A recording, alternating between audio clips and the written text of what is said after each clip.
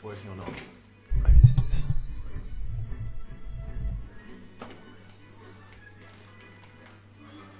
It's not working now.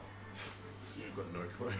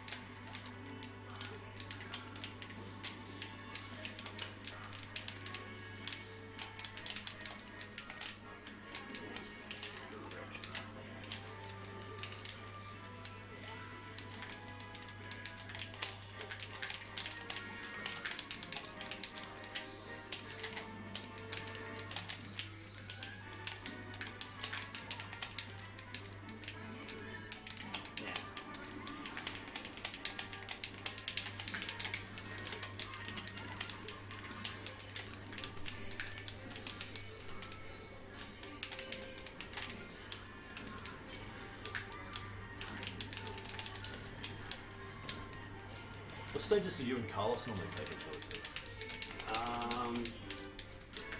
I'll normally take him here and The chain grab? Or for anything yeah, else? the chain grab, and also because of Falco's platform combos, he can hard to deal with. Well, he gets a lot of damage off them usually.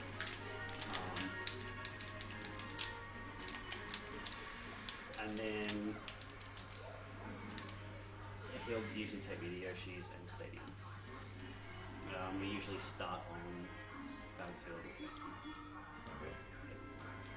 Yoshi's for the movement, like the amount of movement you can get across the platform? I think he tries to go for the kill off the top.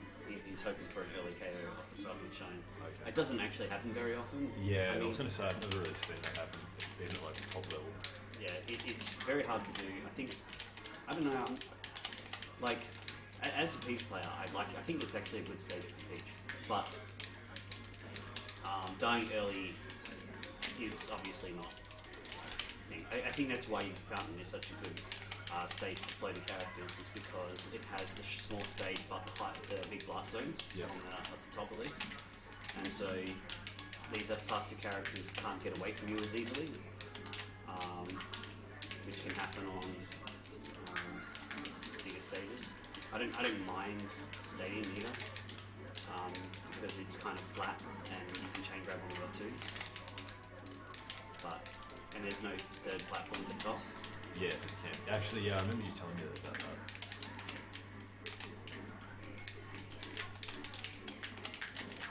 There's no stage I really hate in the matchup. Yeah, I was going to say. It's not like Marth where once I've used up Dream Land, it's just got nothing.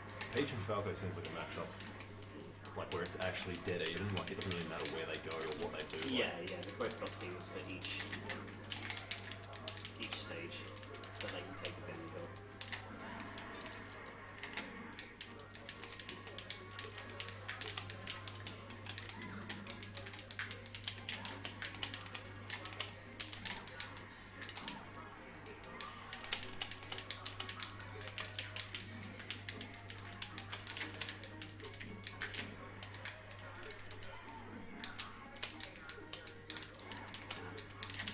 Could have gone for a million better things there. I feel like half the time when I get hit, it's because like my spacing is just shit, and I just like dash dance into you or like fuck up an aerial straight into you. Or get hit by a turn like that. Like a lot of the things I'm noticing, like I can see why I got hit. Yeah. Like there's never really any situations where I'm like, how the fuck did he get me? It's all like, I can see what I'm doing wrong. It's just so hard to like iron those out completely. Yeah, I usually try and play in a way where I'm trying to lure people in and then have them slightly misspaced and then get things like down smashes off or whatever.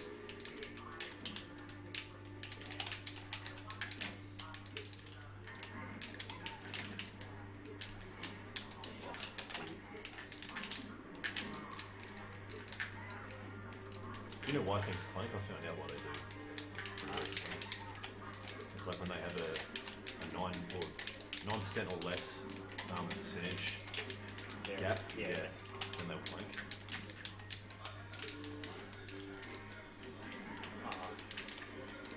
Hesitating.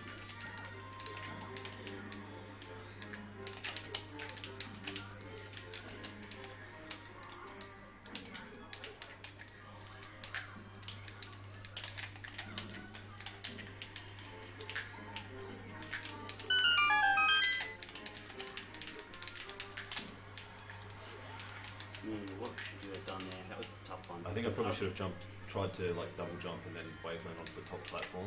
That's Yeah. what I was trying to do. What did you do? Because I jumped and you just hit me before I double jumped. yeah. Like I think I was fucked there. Yeah, it was a really tough spot because I was going to near on reaction to everything that you did. Like, Yeah, so I think my best bet was just hope that you fucked up your timing and try to get to the top platform. or you could continue to help shield and hope that they get impatient and go first, or you can change from big shit like to light shield. Yeah. You might get break.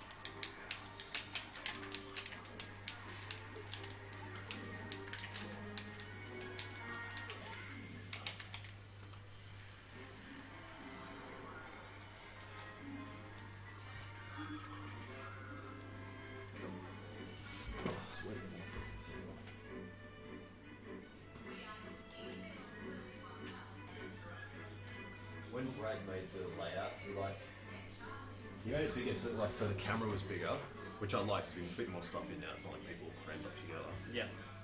And because the rest that was left over wasn't quite floor free perfectly, it left this bar at the top, which ends up being perfect because that's where the follower thing comes down and we can have like a little message at the top as well. Yeah. It leaves the entire right side for the Like logo. 71, getting there. Yeah, I know, I'm getting close. We seem to get like one or two every time we stream, so it's just a matter of time.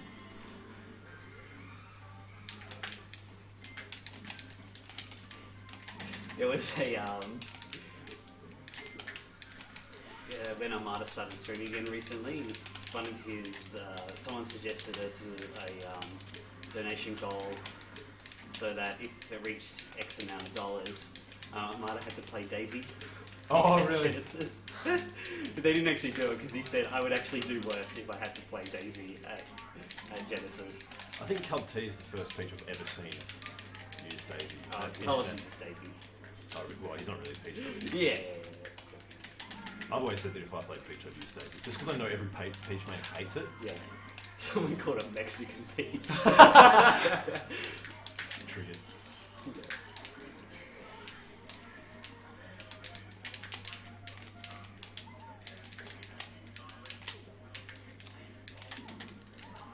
Getting the text now. It takes me usually it takes me an hour for me to wake up. I should have practiced before you came over.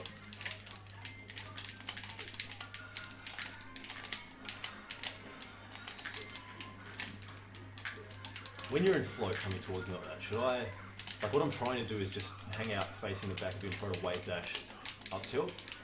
Yeah. Or just up tilt, but so I can move around and just keep my back to you.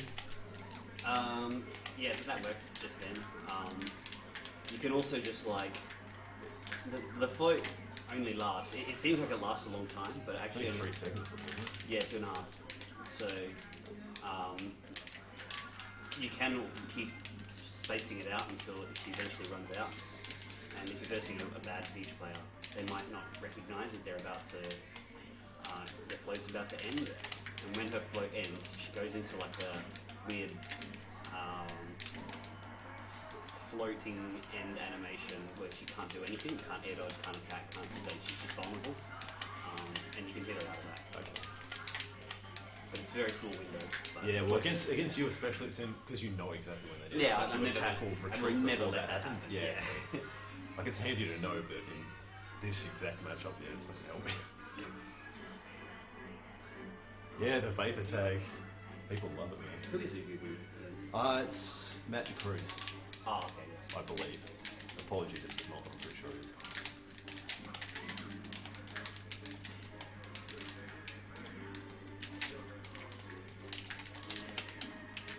Nice DI on that one. That's usually a auto combo.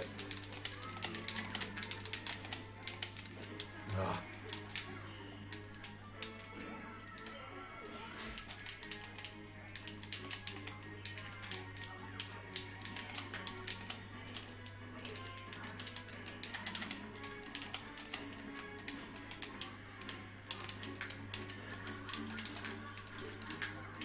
I feel like that shouldn't have happened. What was I doing wrong? Just DIing it wrong?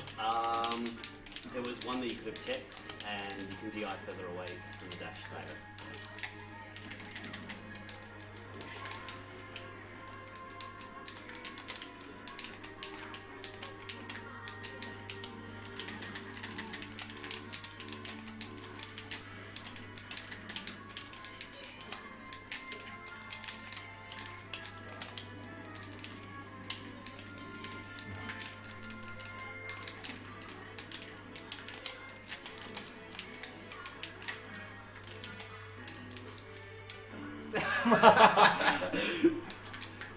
That's got on high hill.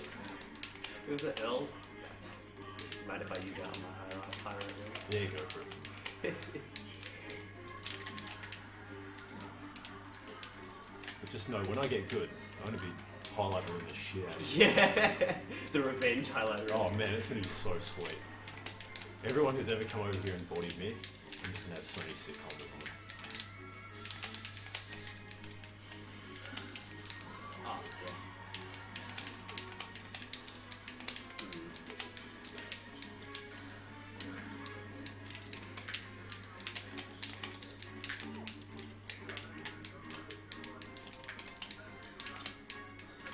Wow.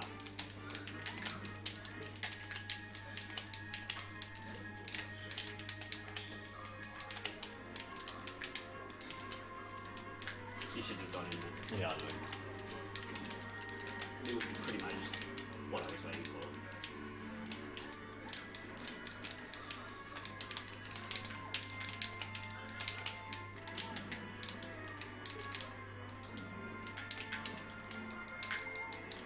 Even V-cans that could save me there. You know, I guess. Like you just did there, like you told me you should have gone in. Please tell me every time I Yeah. fuck up. Like literally every time I fuck up. Yeah. Because it's the only way I'm going to learn. Yeah. Because like I don't see the game in the same way. Is that sketch? Yeah. Mistakes.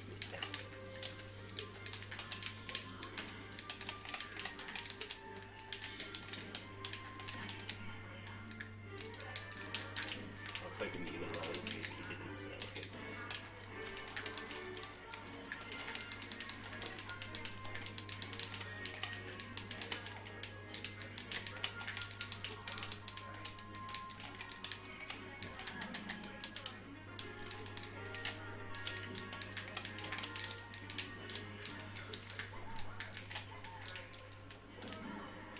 What? Back in.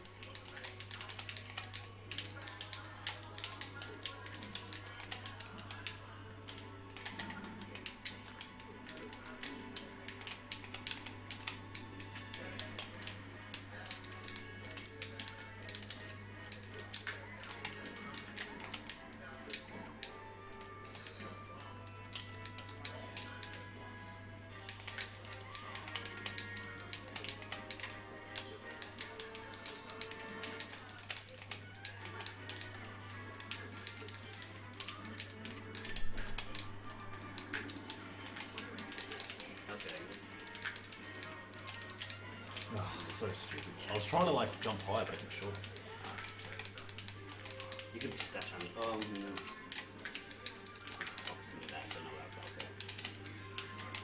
Fox can dash under me, but I think you're too slow.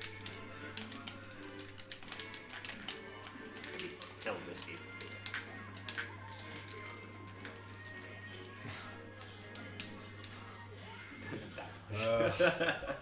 Unloaded Storm. the vegetable cart.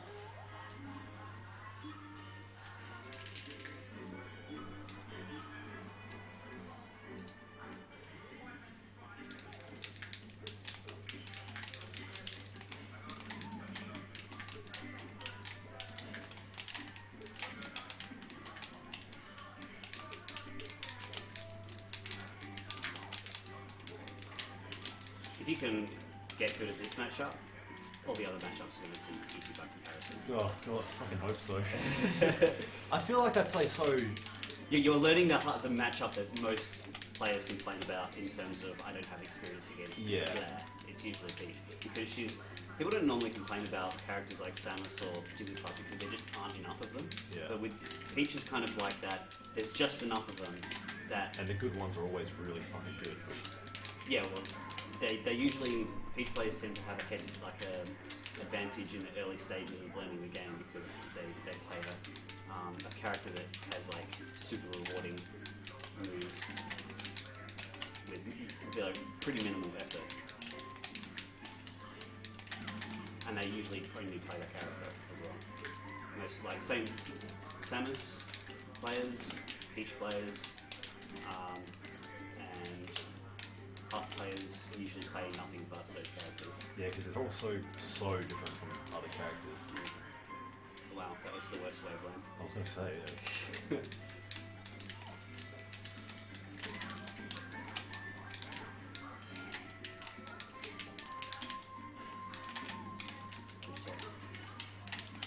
Yeah, what I was going to say is, like, I feel like when I play you and most better players, I get tense, and it's not even a nervous tense. It's just like I'm playing super safe, and that means I won't play well because I'm just playing like an idiot. Yeah. Which means that I just end up getting more body than I normally would.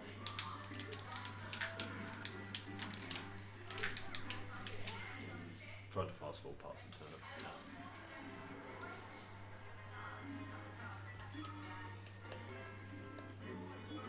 Next on our agenda of things to fix is the lag between the camera and the audio and the stream, like the stream's a few seconds behind. So if someone's paying attention, they can tell what's already happened. Yeah. Or has happened. Like Jason does odd shots every now and then of stuff. And yeah, it's that cool. You can see what's happening based on the chat and the reaction and stuff well before it actually happens.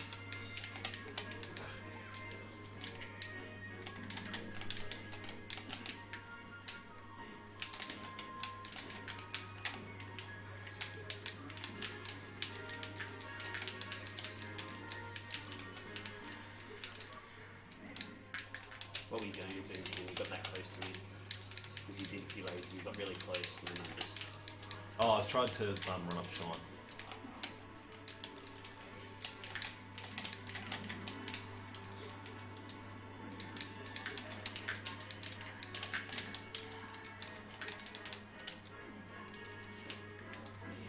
Wasn't necessary. I hate it when Totally I wasn't just- necessary. Yeah. Yeah, I do it with lasers occasionally to save Ron on his way back. Sometimes it's hard to break a move pattern where like throwing turnips off the stage when the person gets knocked off and then accidentally saving them.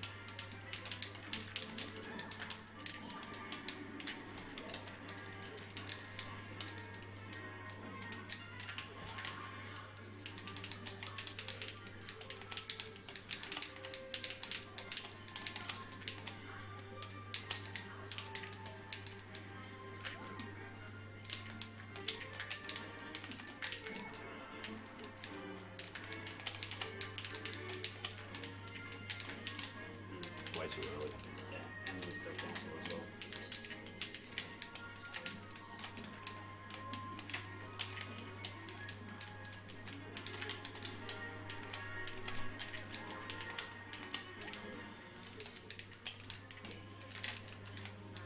That was a case of not looking like the same.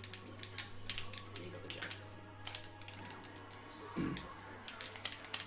How often are you checking the percents? More often than I used to.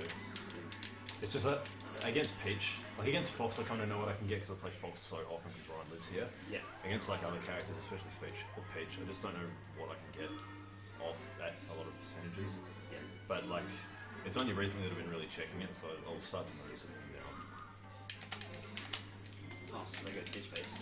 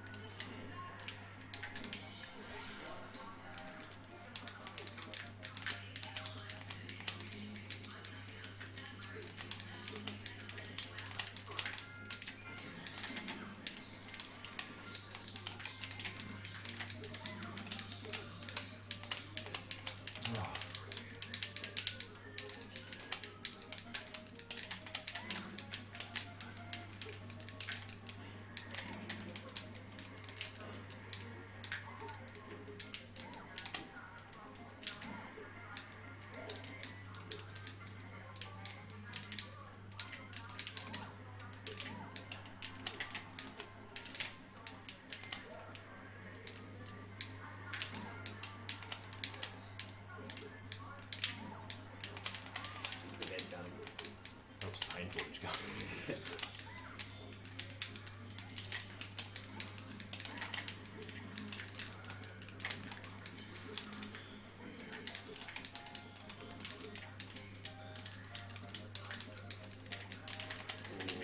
feel like that was a real big missed opportunity there. From you or For you, yeah. what do you think I could have? Oh, right. Yeah. He pretty much could have done anything. I was just panicking, trying to get out after those jabs on shield. The greedy option is probably short hop down and start a combo.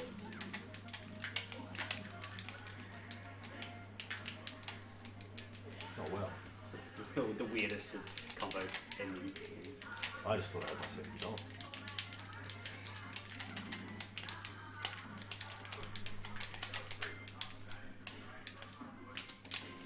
Sometimes no DI is the hardest one to cover. Yeah. Don't expect anyone to just go straight up. I've been trying to mix that in, and that was the first time it worked so far.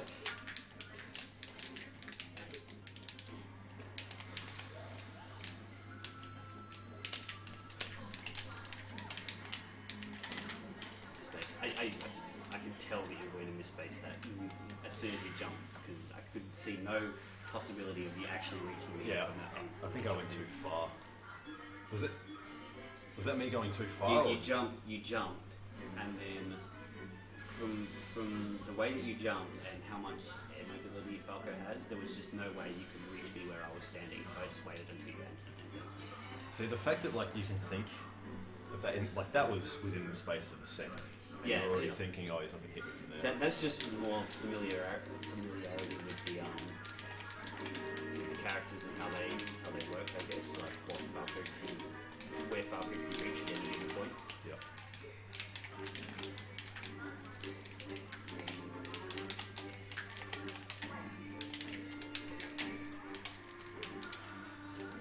Your high recoveries are getting much better. I have to get good at recovery. Yeah. That was the one thing Sonny and Frey were saying I was really good at when we played with them. Have they come here yet? Yeah, they came 2 weeks ago on Wednesday, I think.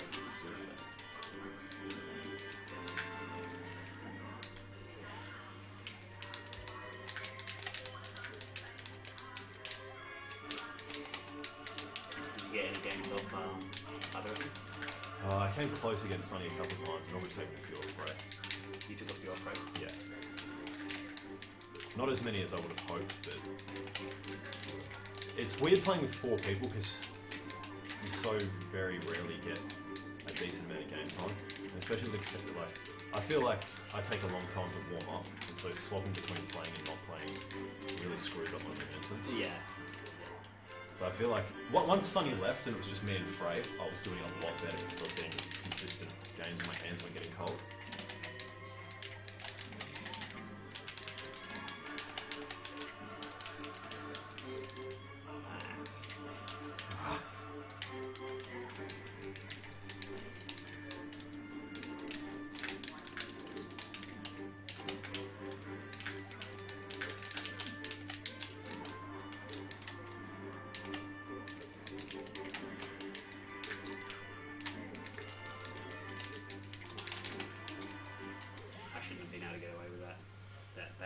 shield.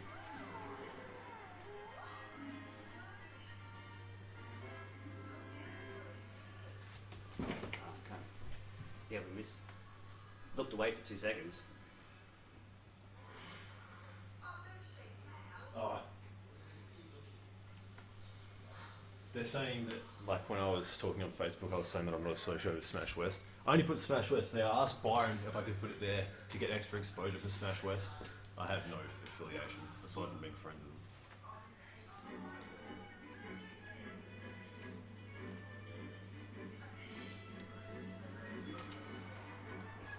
Slow as a peach.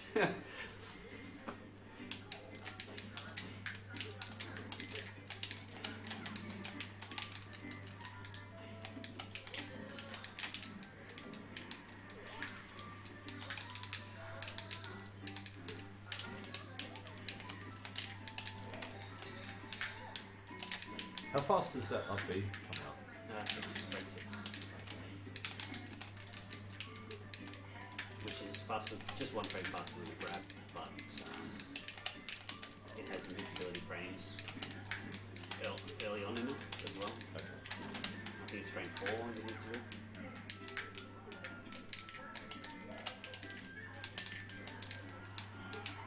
Up until frame 4 or just frame 4? In frame 4 specifically has invincibility, like just completely invincible. And then frame 6 it comes out. That's my guess.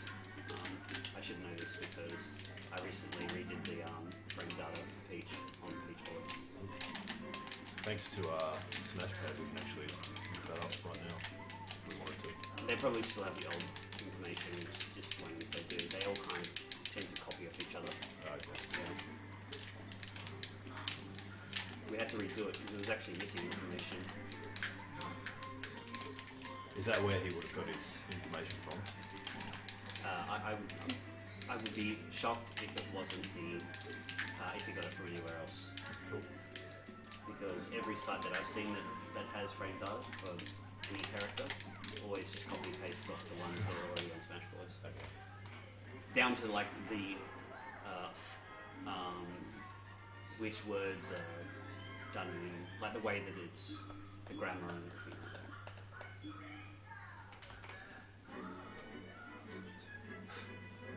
What option, Adam? What example? Kill shine culture.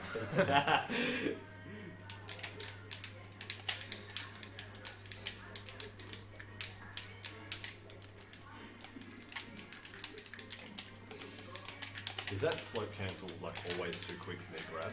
Like, would you always be able to beat into the grab? Yeah, you should never try and grab a float cancel. Okay.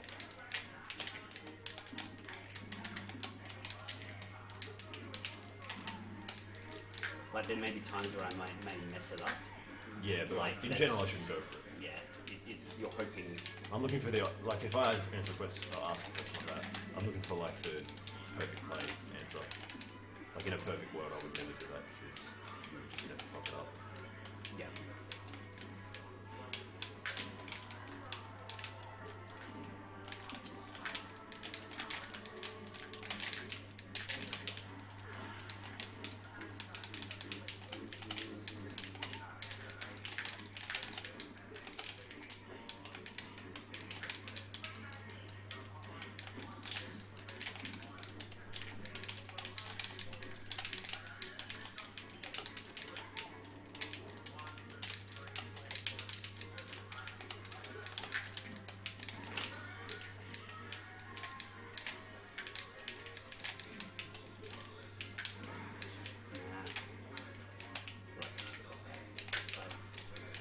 Better preparation.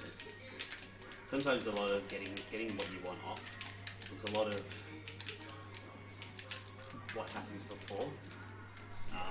Like for example, I was trying to work out how to edge guard Fox and Falco better.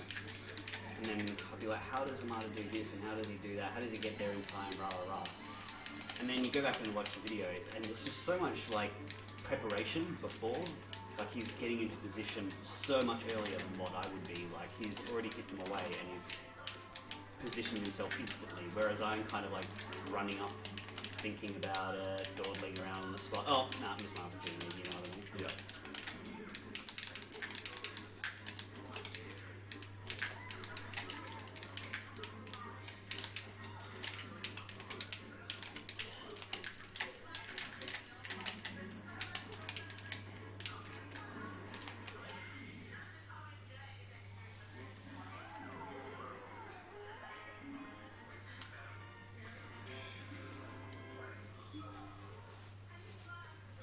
Those ones aren't wavelands.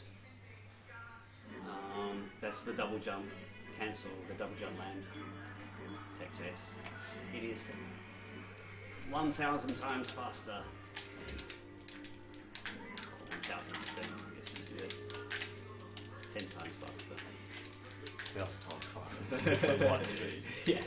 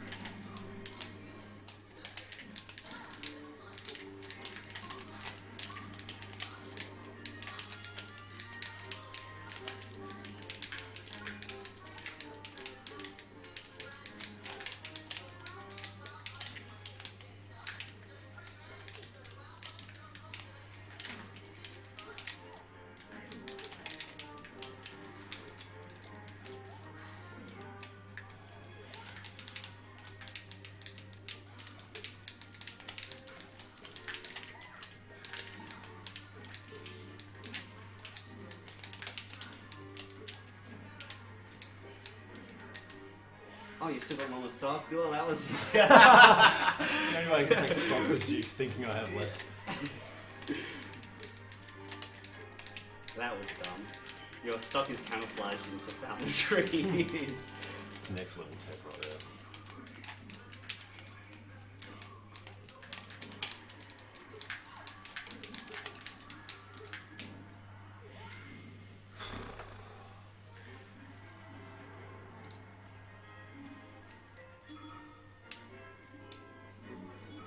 My favourite part of the stream is when people who don't know who you and I are come in and tell me how much I suck. Man, the difference though, day one Ajax. Yeah, day one Ajax is... I wish I had more footage of it. I wish I had more footage of when I literally first started. Yeah, me too. There's one ancient video, if anyone wants to try and find it, of me and Bringer versing each other in 2006. Shoshi. I went back and watched it and it's like, oh, it wasn't that bad. Could have been worse.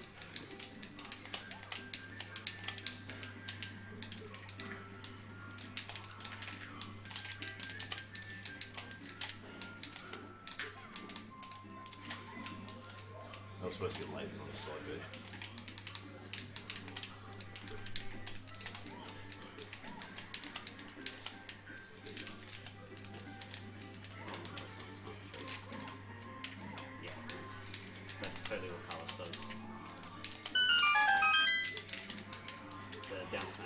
Yeah, I love the down smash.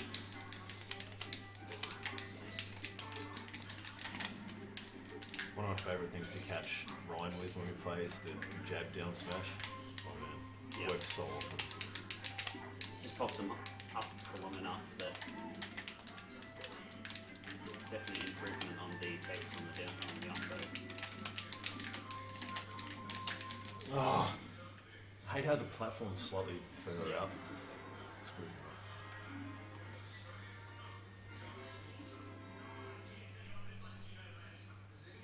The tears of non-floaty plants. Have you ever wondered where the water and fountain of dreams is supplied from? It appears to be a state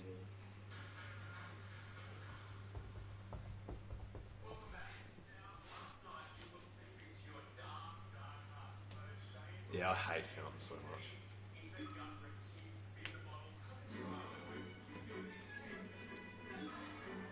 I don't think it's too bad. I just don't like it because the platforms can screw up your lasers really easily. So you have to think a lot more about where you're firing them. And I hate thinking.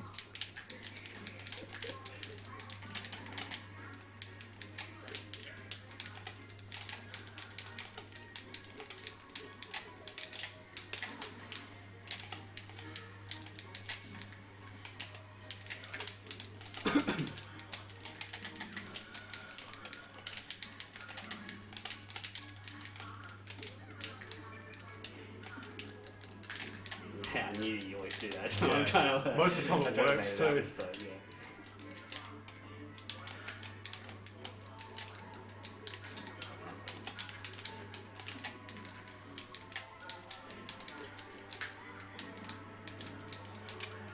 So sure I'd snuck under that. Yeah, put the tippy toes out. Fishing. Oops. Oh, fuck! Meanwhile, I'm just like, alright, now I've got to do this and that, and then suddenly explode in the bottom of the stage. I was trying to just like refresh my invincibility, get ready for you to float back. That almost got me. Didn't even think you'd go for upper for some reason. I was supposed to do that all the time. It's just kind of a laziness. I always...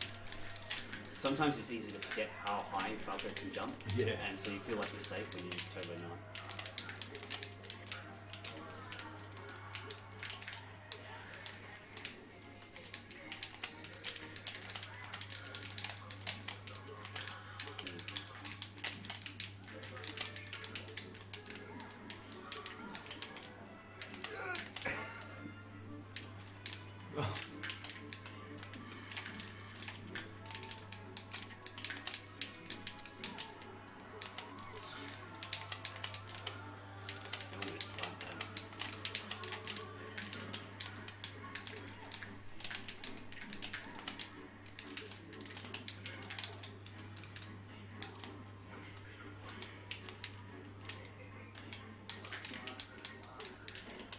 What a double jump there.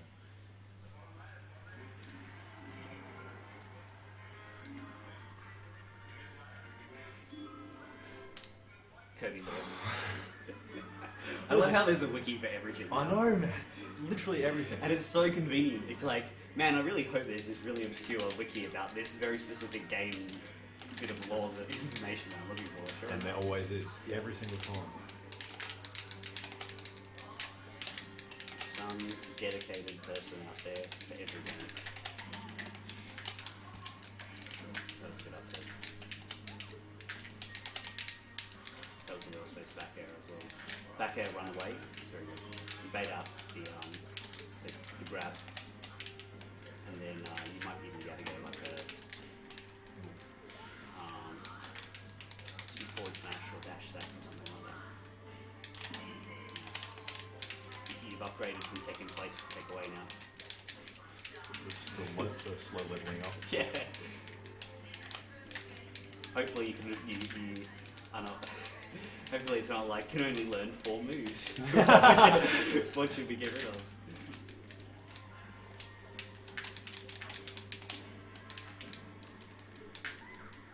Do they still say poof? No, I don't think so. I think that changed in like Gen 3. Man, when I found out what a poof was, and then I played Pokemon again, 10-year-old me, 9-year-old probably, Yeah. just amazed that it was in there. Oh my god. It's funny because it's one of those words that to Americans it's just totally banana. Yeah, it means nothing.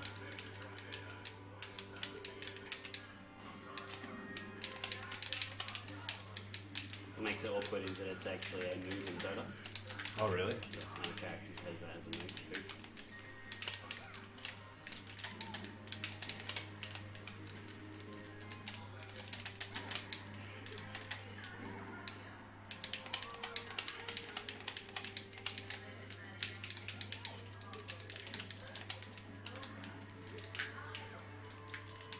I was hoping I'd click with the arm. Oi, oi, oi.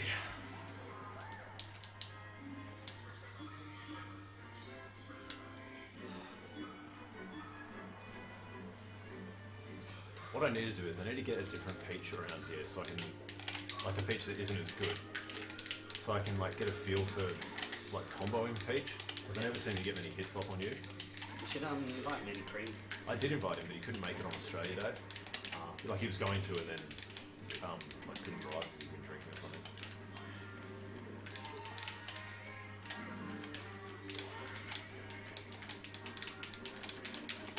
I did really well against his peach. That Holland.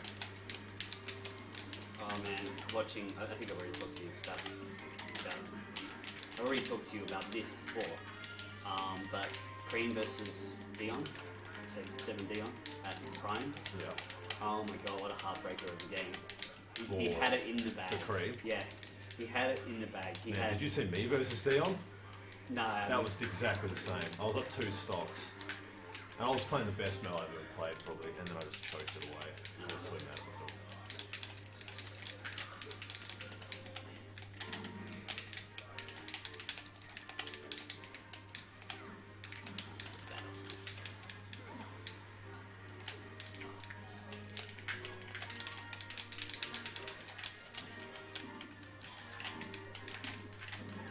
So despite playing like arse and pool, I still managed to finish 5th because there was that like the 3-way tie between me, Link, and Cream. Yeah. So Cream must have beat Link 2-0 because I beat Cream 2-0 and I took a game off Link, which put me ahead by a game, which is why I finished 5th. So we both must have beat Ignatowski, or 3 of us beat Ignatowski and Lou, and then all lost 2-0 to you, Cassie, and Byron and Bryce. I think Ignatowski's definitely got better. Oh, he's definitely gotten better. He wasn't taking games, but he was taking a lot more stocks. Yeah.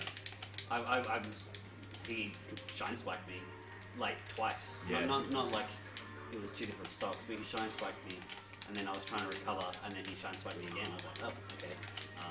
Alright. Yeah, he's become a massive. He used to just spam smash attacks. I told him. Like, I think it was after I beat him on stream at Curtin, Yeah. which wasn't a close match. I told him. Well, the number one thing that I'm punishing is just smash attacks, because all he's doing is smash attacking. I can just shield him or just wave dash back and do whatever I want. Yeah. And so he went away, and then when I played him at Prime, he still doesn't use much tech. Like it's not like he's wave dashing or cancelling all the time or anything. In fact, I don't think I've ever seen him wave dash, but he's using a lot more aerials, and his smash attacks are definitely. He still uses a lot of them, but they're becoming a lot more frequent. I mean, if I was. And he loves his shot spikes, and you're right, he just loves it. Man, they're such good value. Yeah, why not go for him? If I played Fox, I would. If I play Fox, it would be like the first thing I want to be good at. Yeah. So you could just kill someone at like At zero. Literally Then zero. Let's start there, and then you just be comfortable with that move like throughout your time playing the character. Yeah, like against bad players, that'll always work. That's like guaranteed stocks.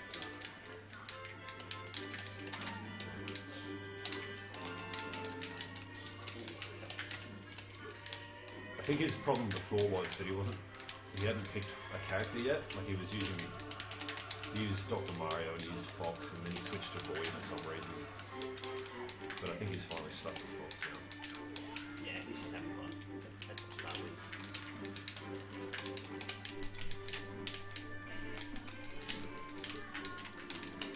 He challenged me to a $50 money match. Did I tell you that? I think I remember this. And like I agreed to it at first, and then I was thinking to myself, like, without being a dick, like I was going to win it, and I didn't want to take. But he could be doing like a Korean DJ. Yeah, well, that's what I was thinking, and I was He's- like, if you, I was saying like, I've seen the documentary, but like I know that was what KDJ did. But like, if you're going to do that, don't do it at like $50 against people who've beaten you really badly before. Like, if you're going to do it against people who are obviously better than you, $5. not even that. Like, if someone said to a good player, let's play a best of 3 for $1, they're gonna be like, okay, I'll take you for $1. Yeah.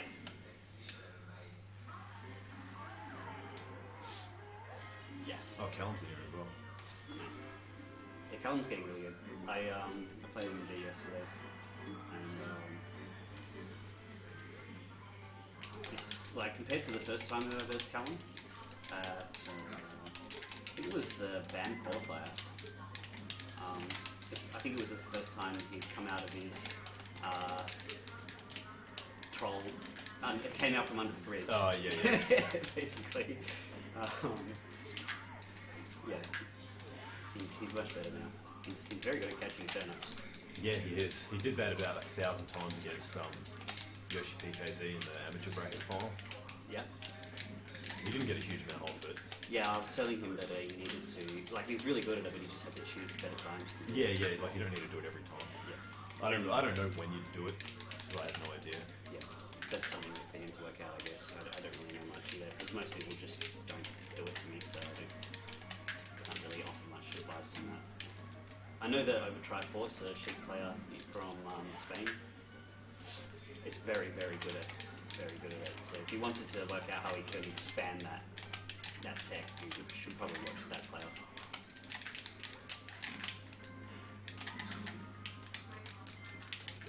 Yeah, me and Callum, like we're mates. We've played like quite a lot. Like, we've played 4 times in tournament, I think, and every time it's been like really close. And the last time we played, I finally beat him. Oh my god, it felt so good.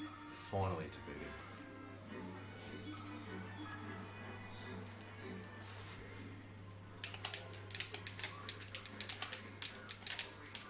And I distinctly remember thinking to myself, it's like the last stock of game 3. I was like, I have to win this. I have to know how it feels to win this. Like, Sheik as well, a character that you wouldn't have too much experience against. oh man, Sheik's just, they put me on tilt. Like as soon as they get me with like a forward tilt or a dash attack or something, I just don't know where to like DI it or anything. Like because obviously you have got no experience against them. It's scary versing Sheik with a fast forward because when you do get tilted or dash attack, the trajectory you get sent, it's just, you can just see a never-ending combo about Oh yeah, to but come before up. it even happens, you can see them hitting you again.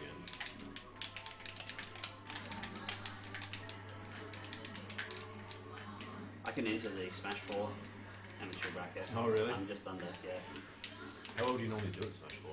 pretty average. I can get about 9. I think my best was 7. I've taken names, but I don't play the game often enough, so I always just get beaten by random shit that I don't. Yeah, you just don't understand, yeah. Are you going to enter it? Yeah, why not? I have a chance of. I don't know if I can enter it now. Now that it's on Saturday, I don't think I'll be able to make it. Friday was perfect because my girlfriend works Friday night, Yeah. but it's the weekend. Yeah, because the other amateur bracket was on Friday. Yeah.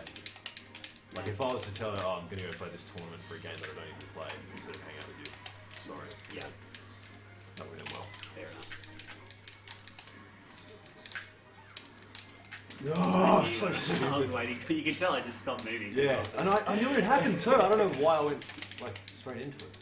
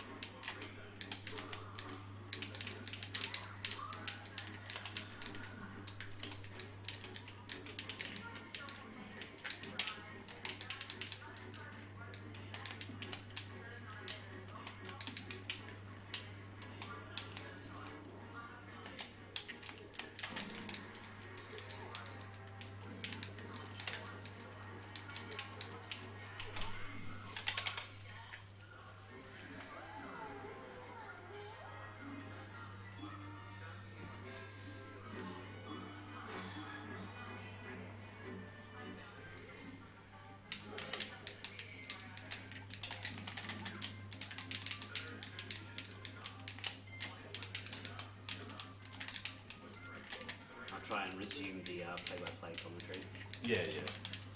If it's too like strenuous for you to do, like just focus Oh no, that's on okay. that and play at your best. Because I'd rather play you at your best and then have you tell me at the end.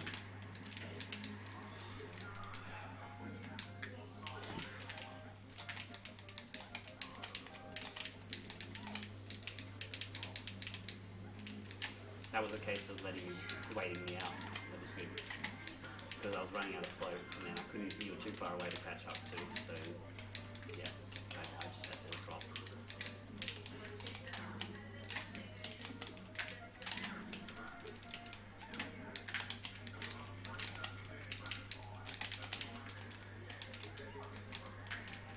That was a really bad sugar. Yeah, I know it was. I know. I was like, what? I wasn't even near you.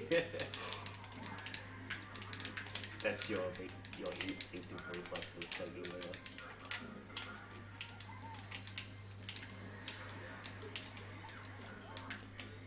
Is regular grab like running grab and stuff? Is that faster than shield grab? It must be, sure. It depends on the character. Okay. As far as I know, most characters have a slower running grab than they do a standing grab. teaches us the same, both the grabs and the same frames. It's actually the only other character that has those ice climbers. Everyone else has to jump cancel their grabs to get the same, to get the 7 frames, because most of them are like 8 frames or something like that. Not that big a difference, but usually it's a trade-off of distance on your dash grabs having more distance versus Speed that come out. yeah.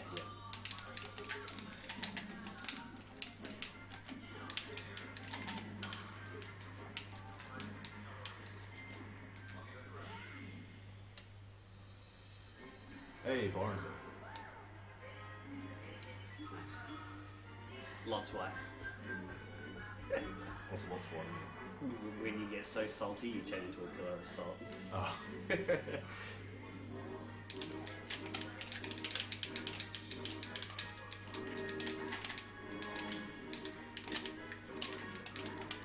Whoa. Alright, calm down. Mate, you forward smashed through my down smash. Is it something that normally happens? I feel like it doesn't No, normally happen. quite. You almost serious death. That would have been going on the highlight reel. Yeah. Straight onto YouTube. Oh!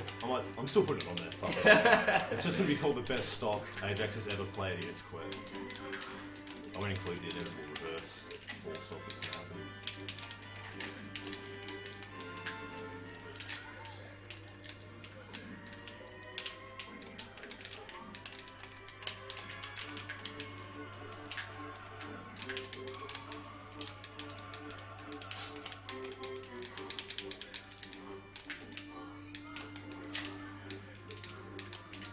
What if you just did that same thing another 3 times?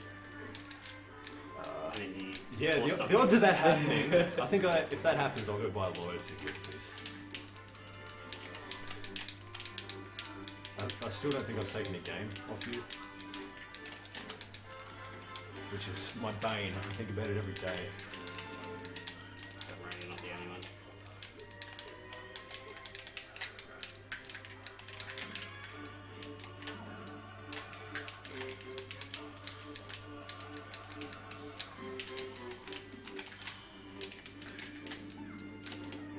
Still ahead.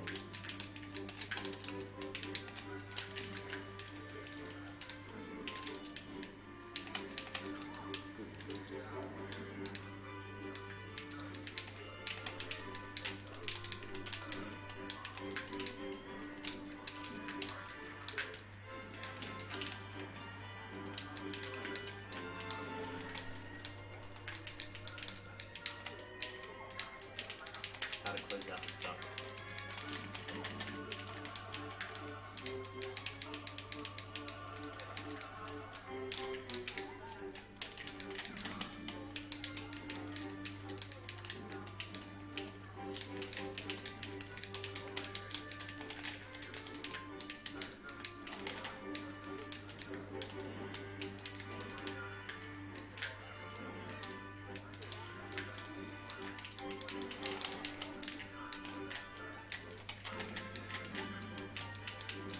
Don't make the reverse full stop prophecy true.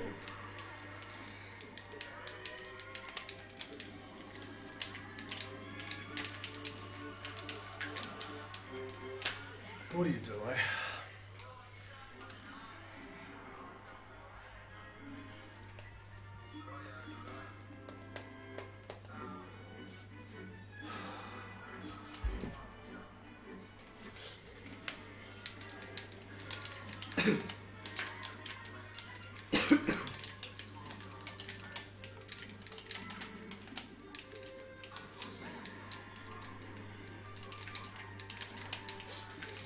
Getting worked out more.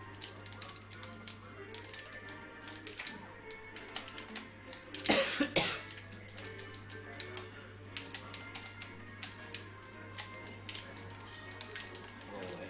Yeah, I always think I can do something about that. I need to stay here just for the way.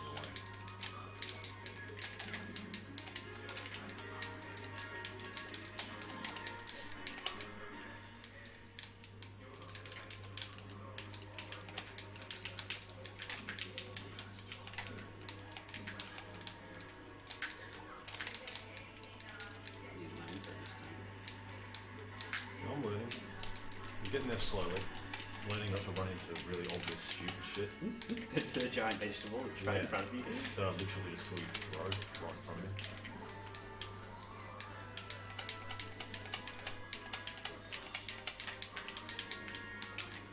There's the worst down smash.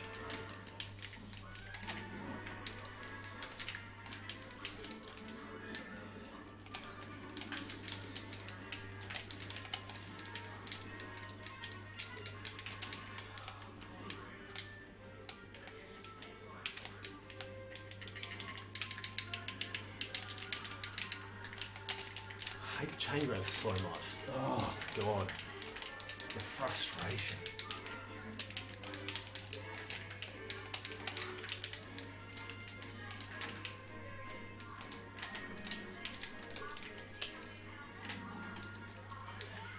You need to take those. Yeah, I know. That's another thing I need to add to the list.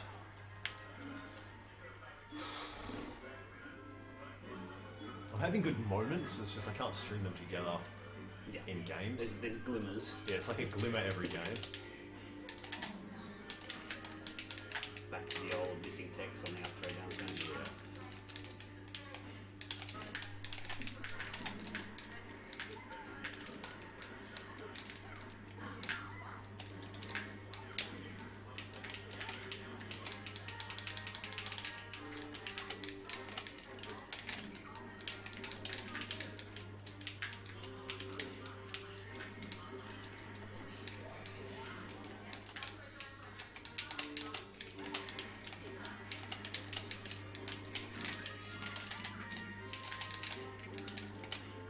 It feels like I have no time to combo you. Like, as soon as I hit you, you're just free to attack straight away. I know it's obviously not the case, but fuck man, it's like, I'm being strangled. Oh my god. One thing that helped me with that is if you get the 20XX version, there's a setting where your entire character goes one colour when they're in hit stun, like it goes green, I think it is, or blue. And So you know exactly what yeah, you get a really good feel of which of your combos actually connect. Like you'll say for example you get a dash attack on someone, then you can actually tell when can I follow this up on Marth, Peach, or Fox. Yeah. And then you get a bit of a better feel of thing. If you once you get more comfortable, or you're versing him and you're like, man, he always seems to be able to break out of that, then just instead of trying to go for something that's not true, try and work around that. For example, I'll try and point it out when So, it happens.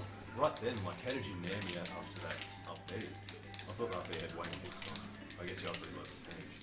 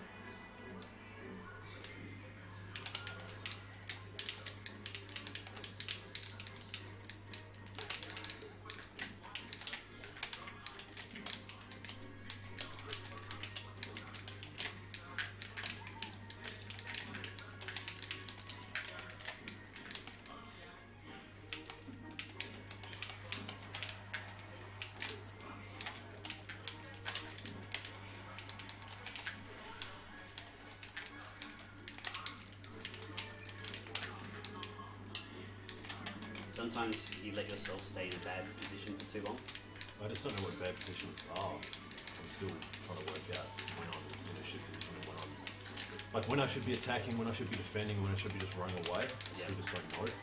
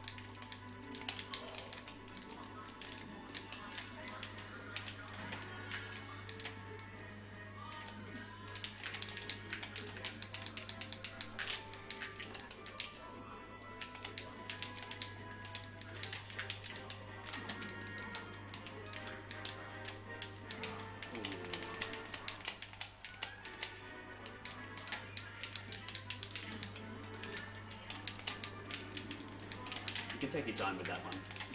The hit stun is so long that you can be pretty... For what are we talking about, sorry? Oh, you're down there. Like when you got that down arrow off on me, usually the hit stun is just so long you have plenty of time to think about your follow-up. Because it felt like you rushed the down air. You tried to spike me afterwards, it felt a bit rushed.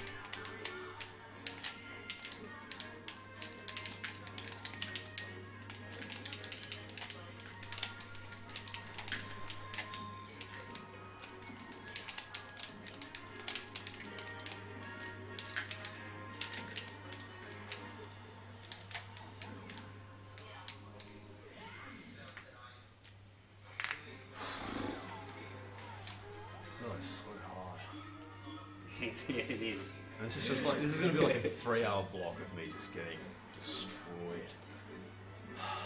Plenty of opportunities to practice teching, survive with the eye.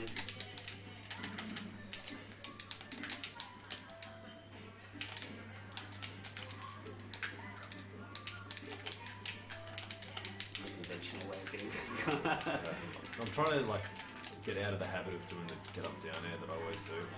I'm trying to get better at ledge dashing and shit, and that was just, I waited too long and then fucked up the air dodge.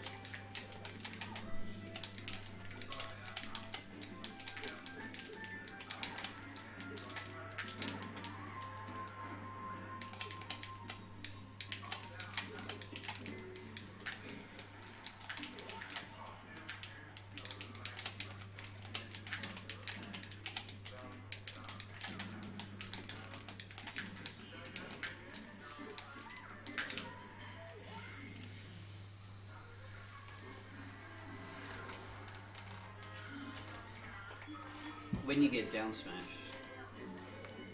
what do you think is the reason why you find it difficult to tech? Do you mean tech after I get thrown out of it?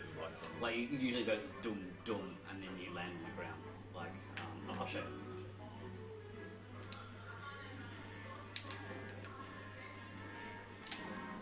Like there. usually, let's say Right. it was about high percentage. Yeah. After the second hit, you usually tend to just fall on the ground and not tech that one. Is it because you already missed the tech on the? Yeah, probably. But the trick to getting out of that combo altogether, like at the moment you're going up and trying to tech, which is fine, but sometimes if you miss time you still get hit by the down smash. The more guaranteed way is when you get grabbed at low percentage by Peach, you DI in front of her, because that's the furthest distance that you get, because then like it doesn't reach. Is that at all percentages? It's, yeah, pretty much. Yeah, forward is the easiest way to get out of that combo.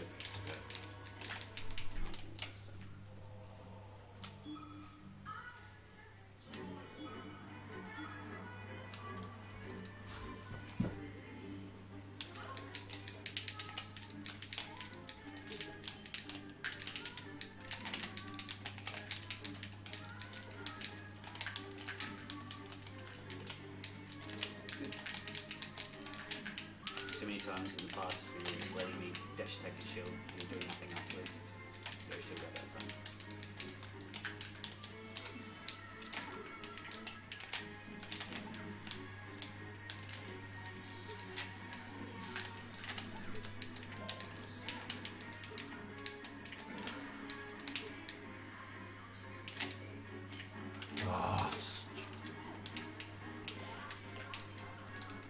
What's meant to be. If I was down lower, I think it still would have missed, but it just completely threw me off. It was still a forward smash, and I'm pretty sure it wouldn't have hit it.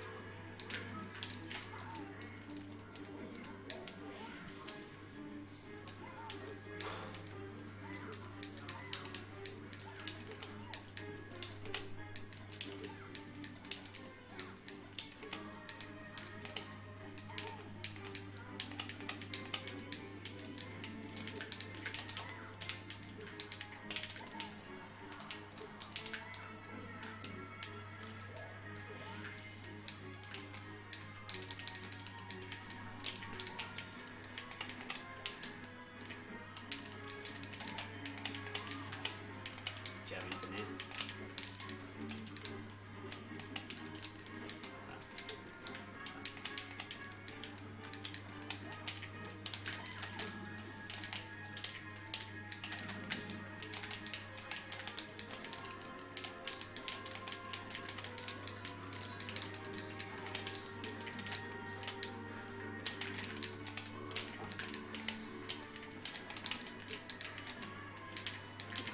You had me there. Oh, What's all this forward? that was a, yeah. What was it meant to be? Like a It's moving just supposed to be forward there. there. Yeah. Especially when it's critical. But yeah, the down air that was free. Just take your time. So much hit stun on it that I really can't move.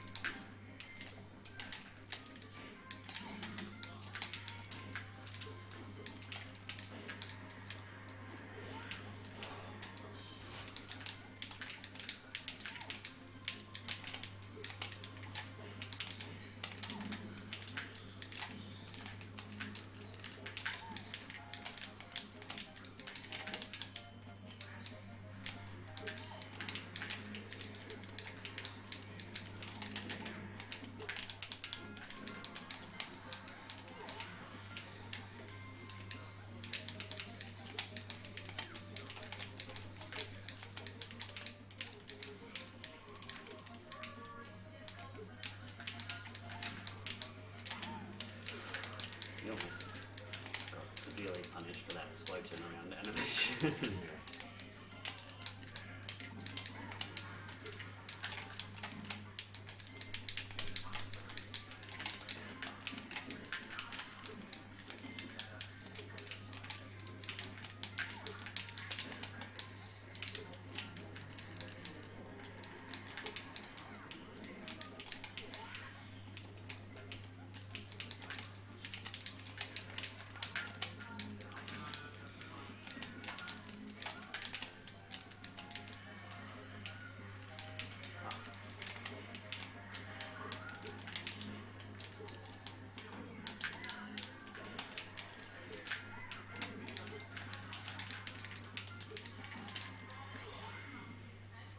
What happened a lot in that game was you would come down from the top platform and do either back air or down air.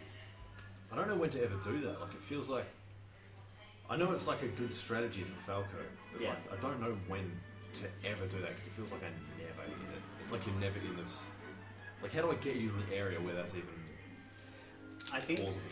well, because the thing is, like, I'm waiting for you. Like, what's happening a lot is that you're initiating an unsafe approach, and then I'm just reacting. This is what happened to basically me and Sundowns at Prime, where When he beat you, or? when he beat me, and then what I changed when I went back was that he was waiting for me, and I was going in, and then when we went back, I was waiting for him. I mean, you have to mix it up. I'm just saying stand still until I do something and then react to it. But you'll be surprised what people will do if you just wait for them first to do something and then you just kind of move around for a bit and they get impatient, throw out an attack, leave themselves open.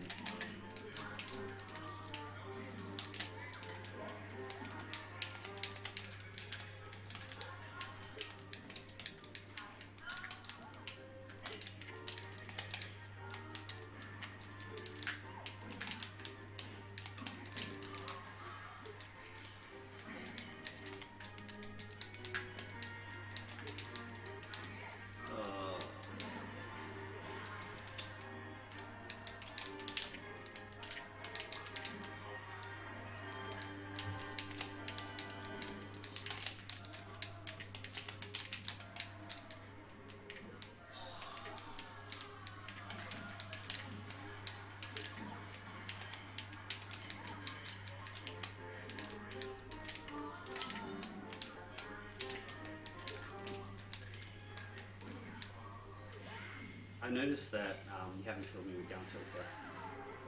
Yeah, down tilt's one of those moves that... I don't know, sometimes I just forget it exists. What you're looking for is... I'll try and point it out. I'll focus on down tilt in this match because it's honestly not going to come up that often, but it should have come up quite a lot of times by now already. If I was versing like a seasoned Falco, I would have been down tilted a lot.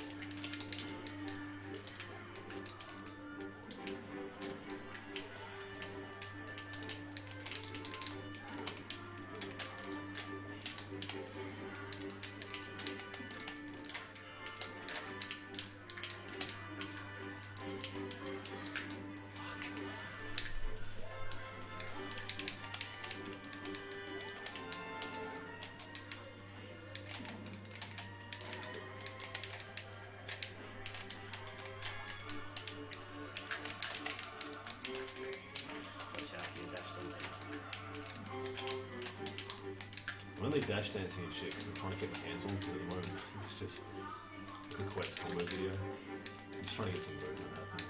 Yeah. And also just keep fucking up. It's just most of the My biggest problem when I'm playing like this is like, I know and expect to get that I'm going to get beaten. Like I just know it's going to happen.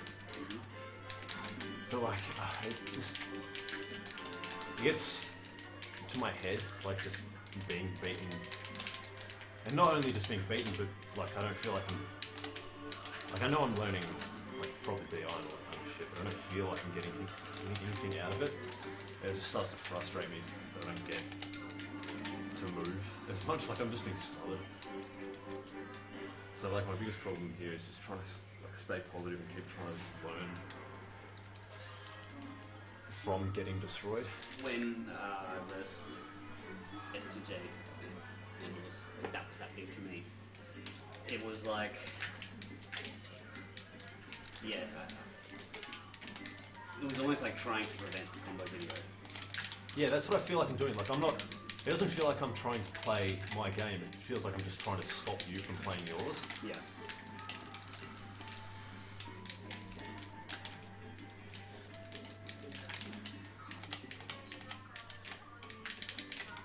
Sometimes it can just be a difference of just a few things, and suddenly the whole thing will change. Like it can seem really bleak, but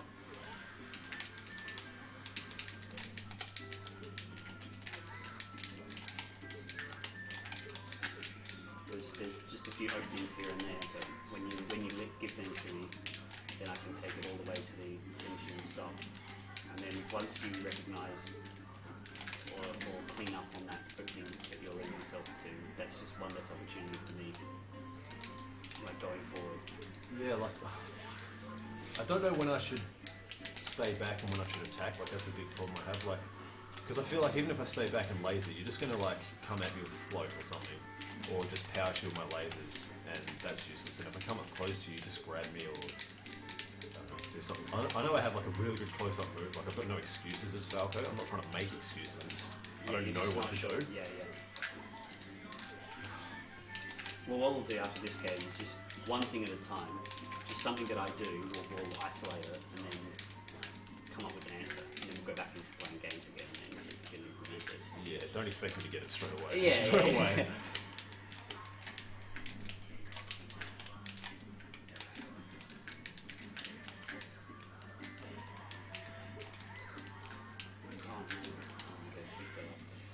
Fixed.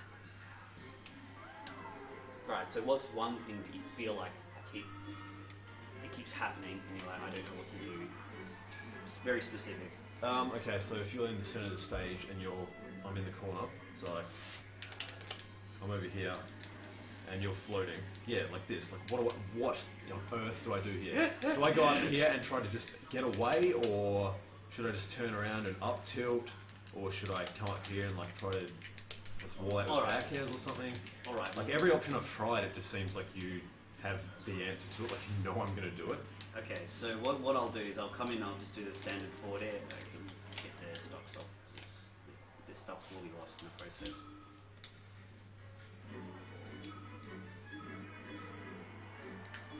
Okay.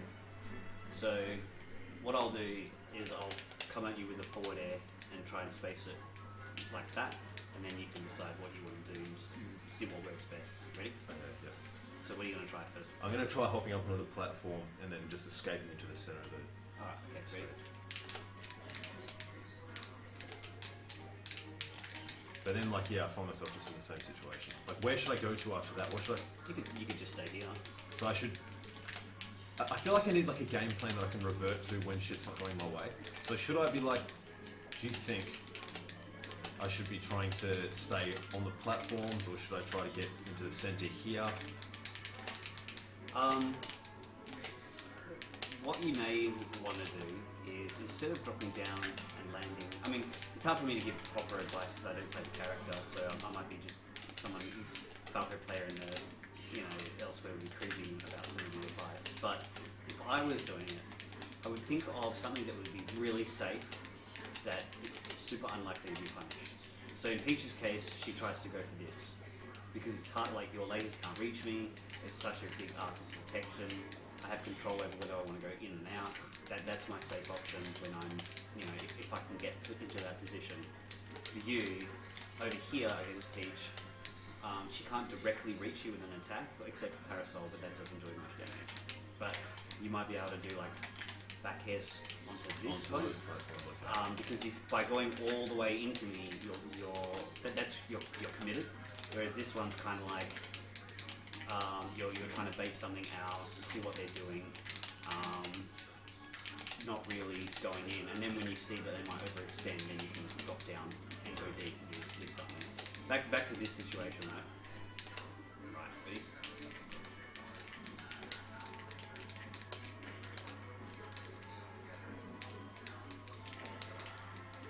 Does your 40 beat my back here?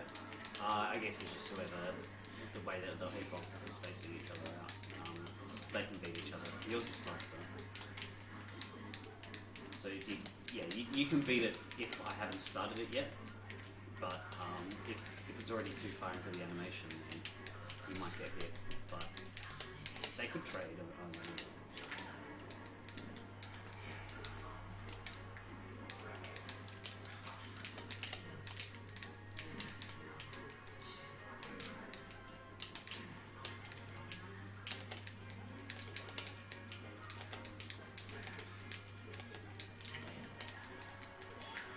Now you know I'm going to be trying to do that.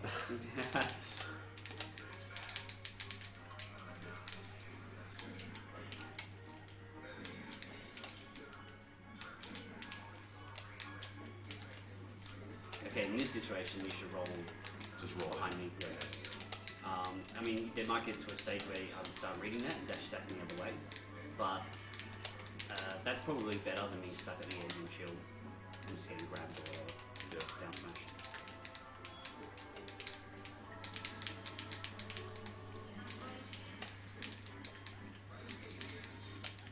So, and you're saying, I know you don't Falcon Man, so you don't really know it. But like, I feel like what you suggested, like coming down here and just like doing that, it's never really going to work because you're going to recognize that as an option, and so you're just going to chill here.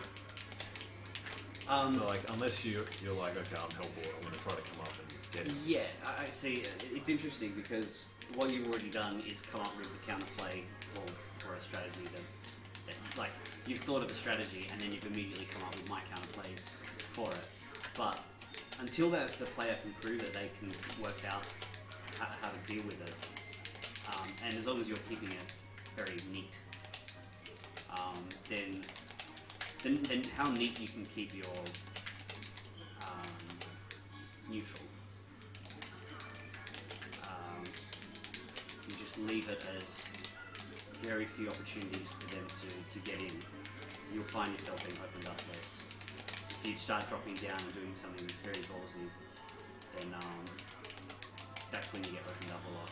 Yeah, right. So if I'm up here, like, odds are you're probably going to be out here. Because you're not going to be here because I'm just drop down and attack you. You're going to be here because you know that I'm going to try to drop down and fade away back here or down here. Yeah. So odds are you're here, so I want to think of what I can do to either get you out of there.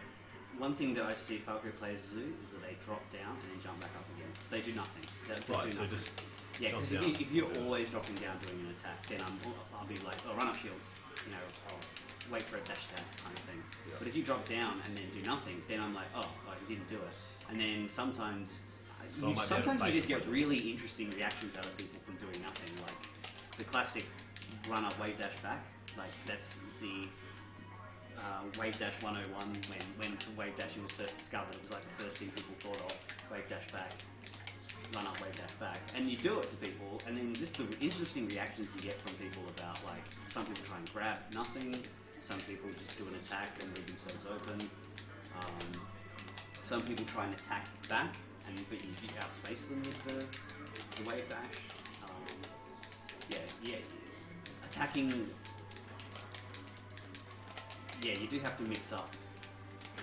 Safely doing nothing. I know that like if I come up with this is just like a plan, like a go-to where I can start from. Like I know it's not going to work every time. Like I know it's not going to be like a flow chart. Oh, yeah. I'll just bait you out and then you'll come down and then I'll do this and get a 0 to death and win Evo. Yeah. The thing is that when you start a basic strategy like that of staying on the top platform and controlling the two platforms on the sides, you'll get better at doing that. And so, even though it might be predictable, if you can do it really safely, Yeah, predictability doesn't matter if you can't get me. yeah, if someone can't deal with a thing, you can expand from there. Like, sure, you might still end up losing to me and Niv or whatever, but you're still. We'd probably find it much harder if you were executing it really well, because it's something that, you know, if you've ever watched Westball's Vs Armada, that you can be top platform thing. I know it's maybe not a play style you really like, but it's just something that you want to a breathing room, like my little safe Yeah, space. well, that's what I'm going for. Like, I'm Yeah. trying to find ways, because I feel like the problem is like you'll be playing and I'll be a stock down or something, and like I'll think, okay, we're in the neutral. What I'm going to do is instead of go up here and play it safe and wait, is I'm just going to like run over here and try to fire lanes and shit. And it never works. And so I've noticed that, and so I just want to like. Well, it's the same as why P2X tries to go for the float. You're trying to get into your advantageous position all the time. Yeah. And so I'd be like, oh, well, I want to play like this, and I don't want to have access to my aerials whenever I want, have no land. Like, of course, you want with Falco, his jump is so high that he can get there quicker than other characters, and he can drop down and get back up there quicker than other characters can. So why not take advantage of that?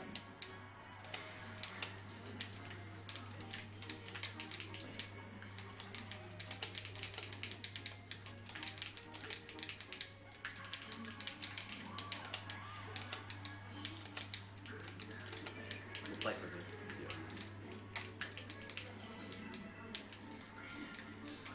I feel like if there's not like if there's infinite stocks, it might be easier for you to tell me what I'm doing wrong. It's like we're just doing it over and over and over. Yeah.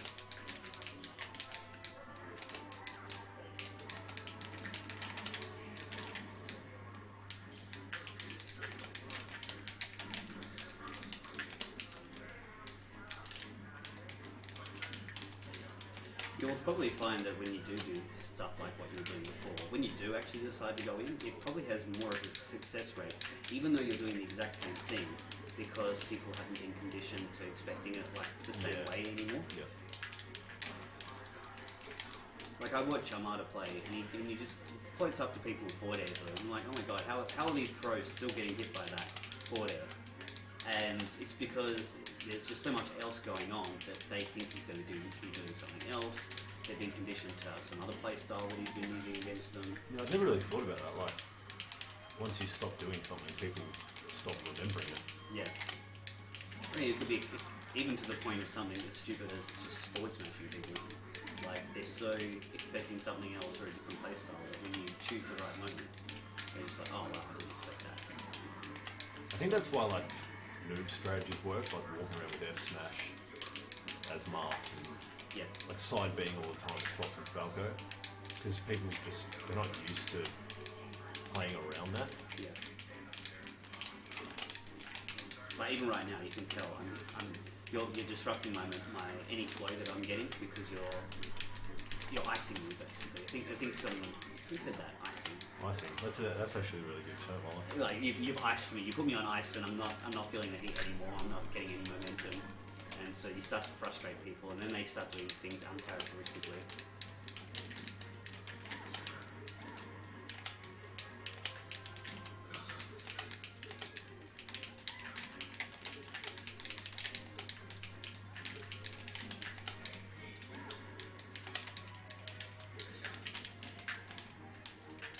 I think another one of my problems is like when I'm playing friendlies, I'll think about it all day and I'll be like trying to work out shit. But when I play in tournaments, I don't think, and that's why I need to like develop these things that I can go back to.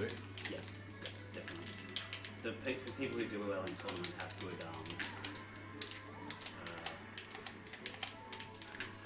when you're playing without thinking, autopilot. That's what I'm looking for.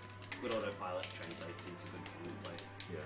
Because you can play autopilot even when you're nervous. Yeah, that's why I'm trying to I try to move around on platforms a lot more, because I figure at least if I'm moving on platforms and stuff, I'm able to get into better positions. Like if I'm just sitting down here lasering, like I'm in a shit position no matter what. I'm throwing out projectiles, yeah, but it's not like I just won. It's not like I've won the neutrals because I'm shooting lasers. So if I can get to a point where like I'm panicking, I'm down a stock and it's game 3 or something, and I go up here and I know it, and I just play it safe naturally. Yeah. Your brain is like, oh yes, this is This is position. okay. This is where I need to be. My heart rate slows down, and I can start playing like I normally would. Do you know who Ute Pilot is? Nah. Sub-Duke pilot.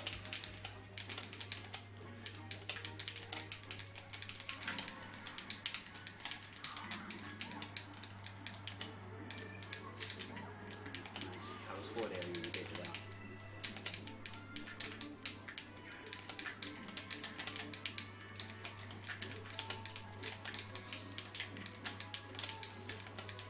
Now the question is, what are you going to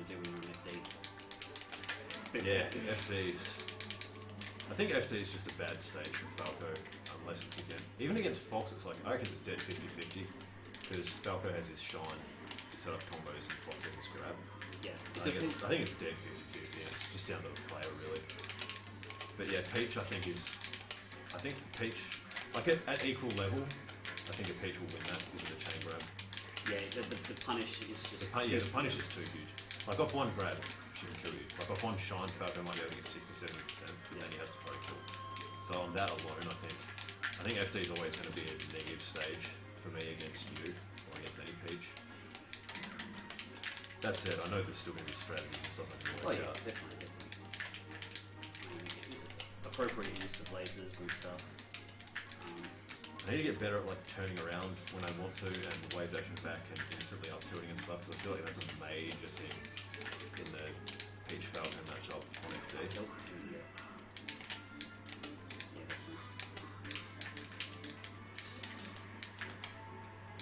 Against better players, I think I would actually learn more playing like this, like doing the stream and like playing friendlies to start with, but then doing this kind of thing, like working out strategies and picking out things one by one. You can already tell you're playing better just from going like.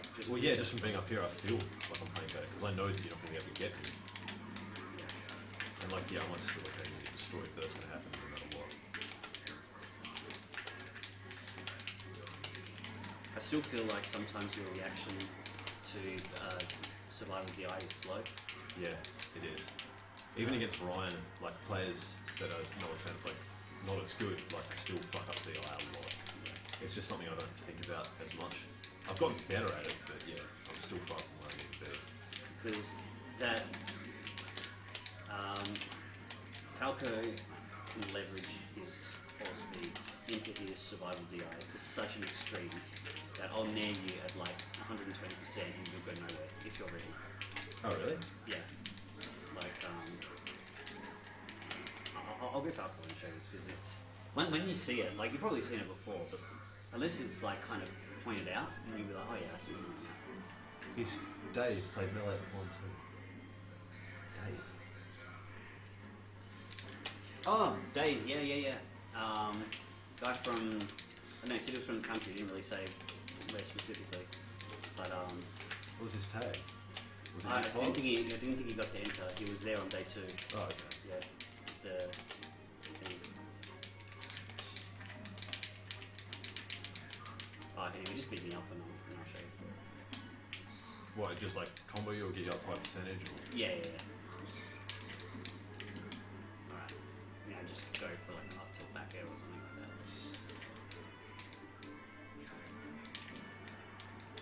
See how I kind of went in a weird arc? Like, yeah. it It's, like, wasn't, it's more of a, instead of a rounded rainbow, it's like a arch window. yeah. Yeah, I have seen it, and I've noticed I've done it, but like, yeah, it's far from consistent. Once you get those kind of things, there'll be times where you just double jump back onto the stage, or you just side beam up to the top platform, or something like that. That's really hard to cover a speech if you're on the bottom. Like you have to be like all the way over.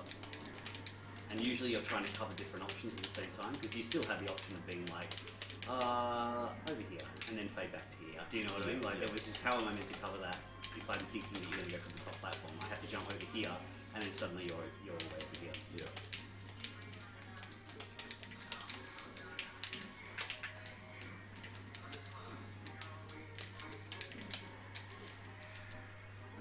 That was shit. Garbage TR. I recognise that for sure.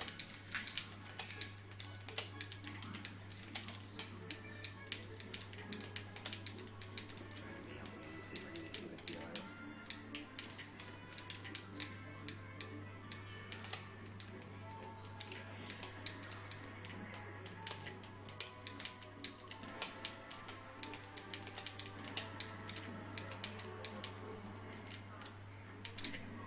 Oh, nice. Had enough of this character. He's fun. I would definitely play Falco over Fox personally. Yeah, oh man. Fox just... I don't know how anyone plays him. Yeah, Dave was was like one of those players is just out of the blue, just really good. It's just a matter of playing against people other than the one friend that he got good with. Who did you play? What character? Mark.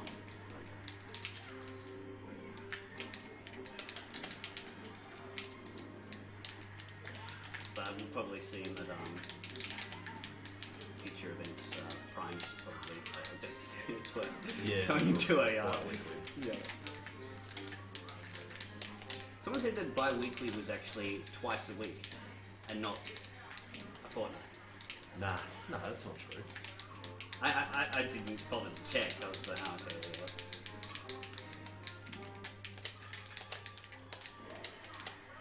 How else would you say it? Fortnightly, but then that just sounds stupid. Like bi-monthly is definitely not twice a month. It's once every 2 months. So why weekly not do it like that? I've always heard it said bi-weekly. Yeah, I guess it's one of those weird things about the English language. That was stupid.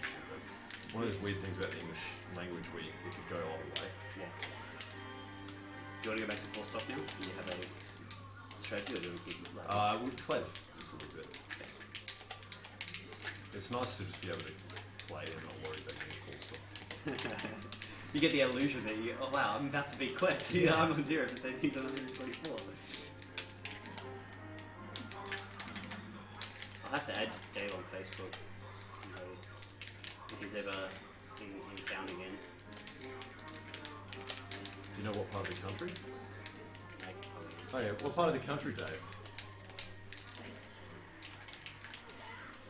Yeah, we'll be at Alden in Malaysia, for sure. I'm gonna go to Evo. Oh, you are? Yeah. Fuck yeah. I'm going to Master Hand in Japan. One of my friends lives in Japan. He's been going to the Master Hand events. Oh, sorry, it's called Crazy Hand. Crazy Hand. Master Hand's the bigger one, isn't it? Crazy Hand's the big one. Oh, right. Master Hand is the bigger one. Yeah. So they have monthly Master Hands, and then I think every 4 months they have Crazy Hand. Anyway, we're hoping that we get some big names there, like Rudolph and Armstead and stuff like that. The Sphinx. Get a picture with the Sphinx. I want to see that. Yeah. Playing next to him in the same sitting position. And then what if you play in that position? You're like, holy crap! This is the greatest amazing. thing ever. It improves the blood flow into my hands or something. I don't know.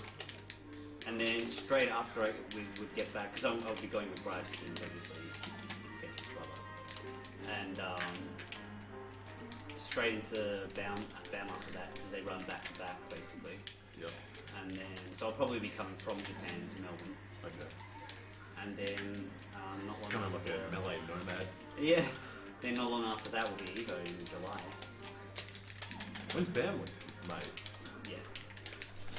Yeah, I still don't know if I'm going to go with that. It's weird for me because I have uni, like I have my girlfriend that I have to spend time with and shit, and like I can't just disappear for tournaments all the time. Yeah, I said to myself, if I was ever going to do a year of Melee, it's going to be this year. Yeah, do it this year. This is like Melee's at its prime. It might not ever be like this again. Yeah, that's pretty much part of the reason we kind of talked ourselves up into, like, what if this was the last time the Melee appeared at Evo? You would be spewing. Yeah, wasted that opportunity to come. Like, we've always liked Evo even without Melee. Just yeah, Marvel and I was stuff watching some Guilty Gear. Guilty Gear. Gear Oh, the one where he fun. stood up. Yeah. Oh, have you seen that where he stood up in the where he hadn't actually won the game yet, and he stood up and started celebrating, and the other person just beat him while. Rudolph. No. There's a in Guilty Gear there was. This in Guilty. Yeah. No, I haven't seen that. Oh, okay. I didn't watch all of it. I just saw like bits of it. There's this classic moment, Evo moment, that happened last year, where it was in like top 8 or something. Oh no. One of the players did a super that had like a cinematic to it, and he got the win, but he thought he won the whole game, but it was only one round, and so the game kept going. Oh. And he was off celebrating that he'd won, like dancing around the stage. Meanwhile, the other person was spotting his unmoving character, and then immediately stood up and started dancing around the stage, while the other guy was just like face palming. Basically, he took it pretty well. He was Oh like, man, if that happened to me, like in Melee or something, it'd be hard for it to happen in Melee because you have to like yeah. both be ready and then go into the thing. It has happened. So have you seen the? I've seen the the QQU where he thinks he's won it and he gets up and starts celebrating. The whole crowd's like, turn the fuck around, and then he ends up losing. Yeah. A classic one is against Falcon's Recovery because it always looks like he's never going to make it. And then he just Sometimes he like pops up a little bit.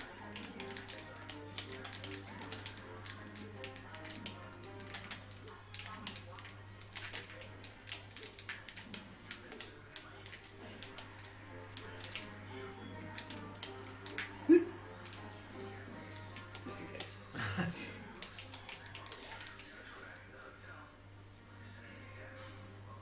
Stream seems to be like, it's probably just that camera delay that we have. No, it's both. Okay, see, English language, eh? Yeah, that's really unhelpful because usually the word bi-weekly you use in an organisational context. Yeah. So to say, well, it could be either 2 weeks or twice. Or twice a week. Twice so a week. we'll let you so, decide. yeah.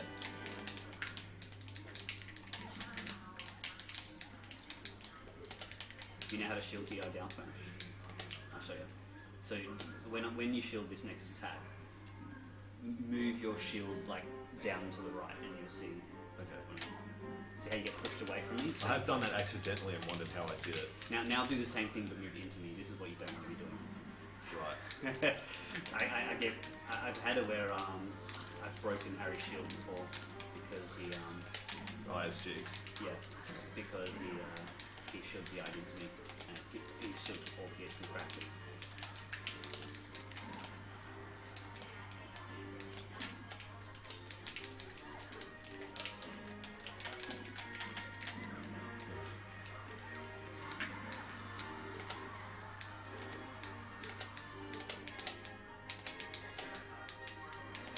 I'd love to go to Evo this year, I just don't have the money. I think what I have to... Here's my plan, here's the ideal plan, right? I've got 3 years until I graduate uni.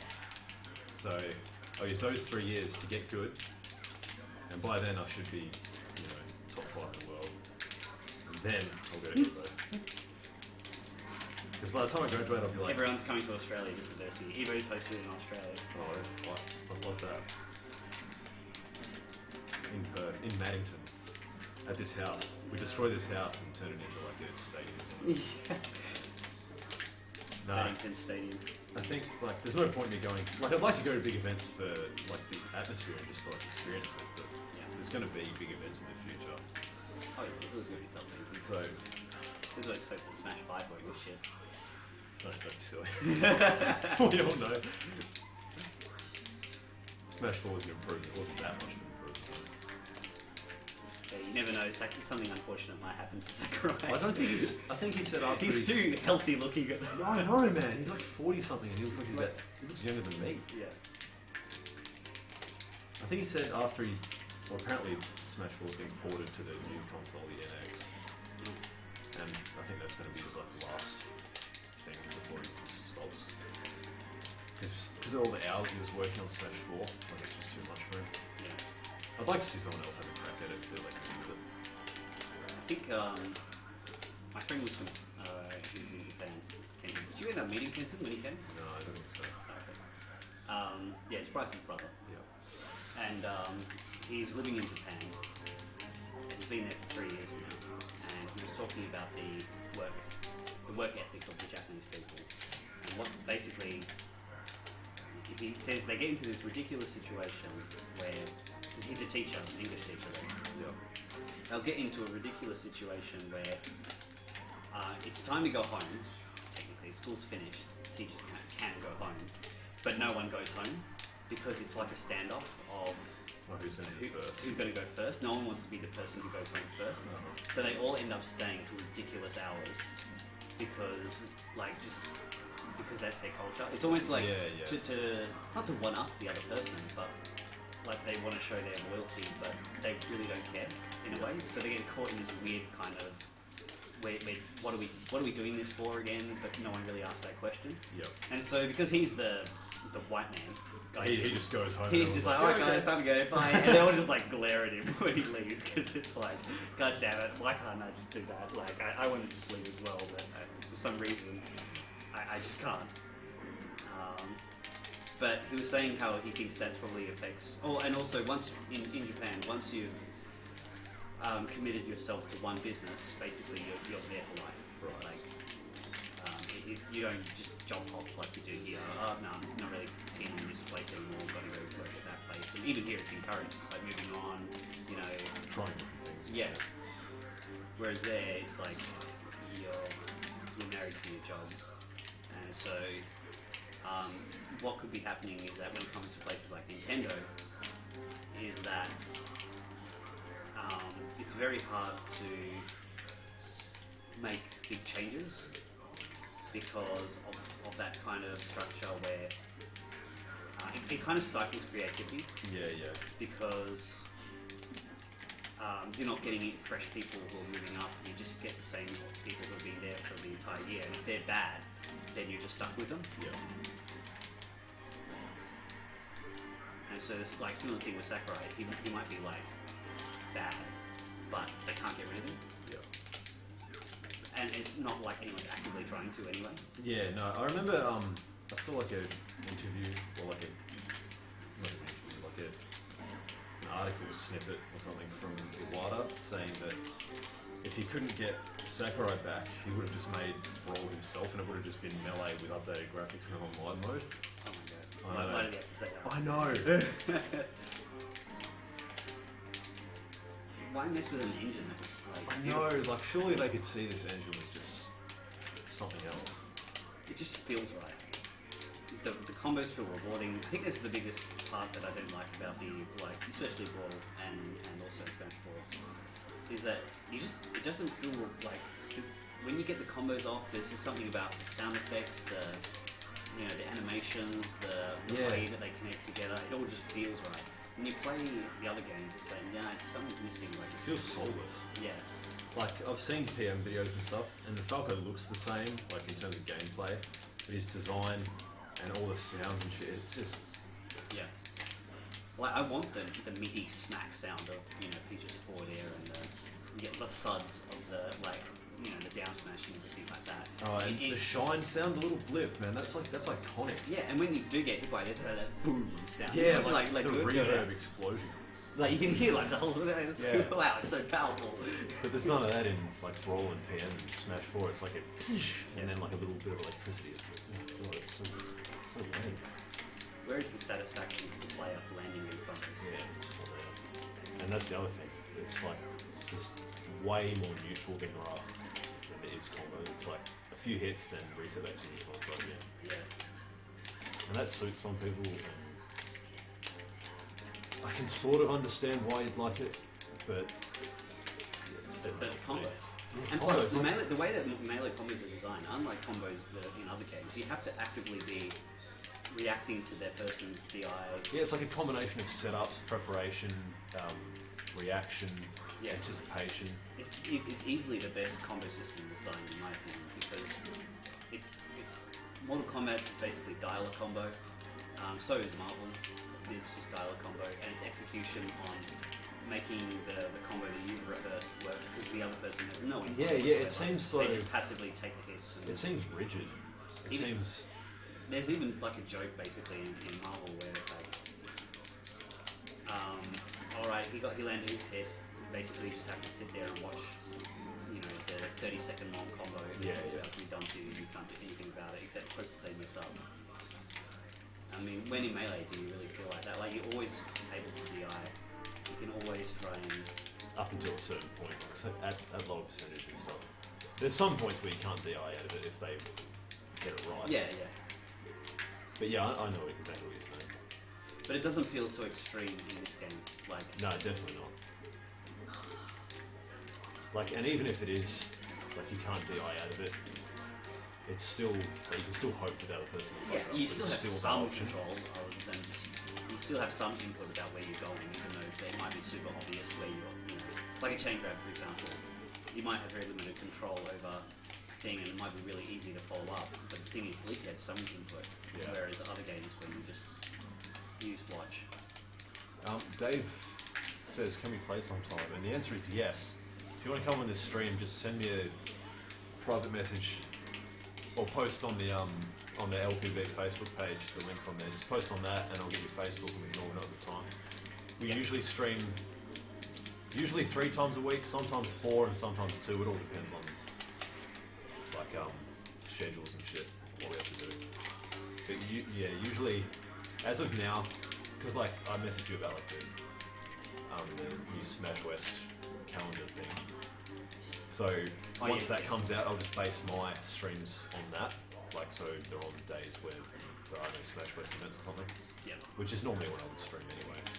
But I'll make the post on the LPB Facebook. And then maybe we could have share 2 it. calendars, a stream calendar and a Yeah, that'd be good. because it wouldn't look so cluttered. Yeah. That's the only thing I'm worried about is that it would And the one-off events and stuff might not have a stream either, so yeah, you could do both of those. yeah.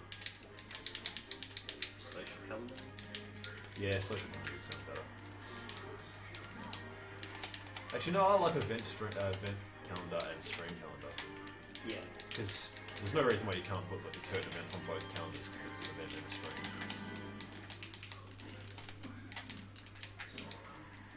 Because it would be really handy if you come home from work or school or whatever the fuck, and then you're like, I wonder if there's any melee. Yeah, and you can just check the monthly calendar. Yeah, because there's been times where I've been like, oh what, Last Place Boys was on. I must have just missed the. Yeah, that's why I started posting on the Facebook thing, but not everyone is on that, and it doesn't stay up on the feed forever. Yeah. Dave, on the stream layout, there's a Facebook URL. Just go to that and post on there.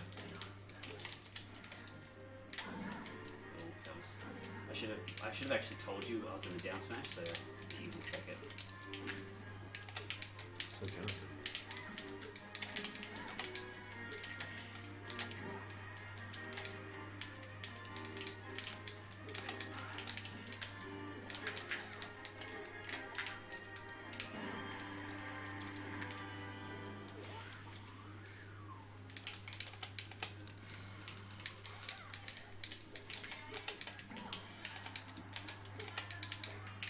You'll find that as your shield pressure and your just general pressure overall improves, people are just going to get into situations where they sit and shield a lot, anticipating shield pressure.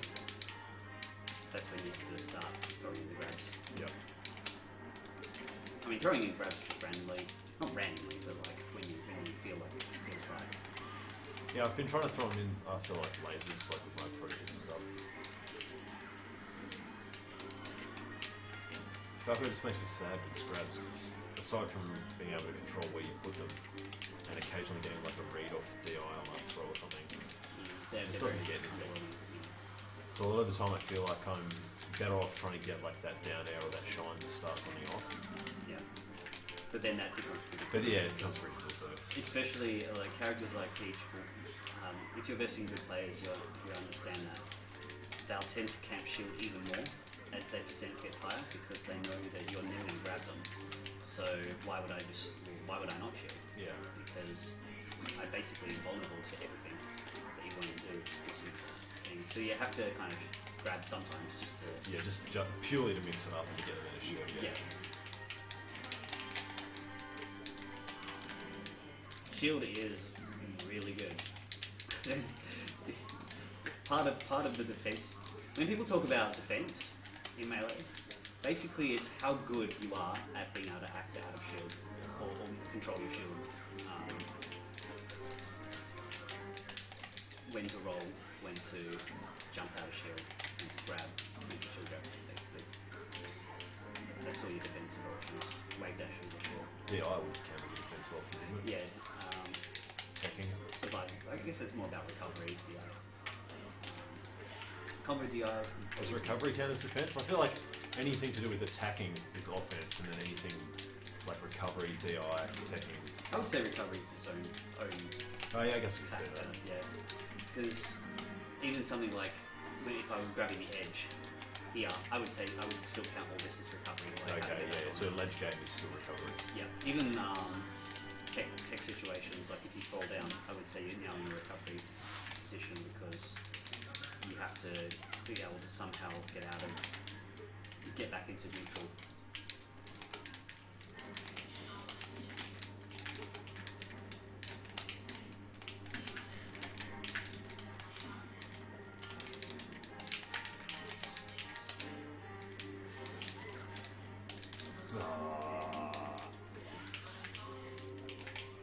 It makes it easy to add mesh perfect.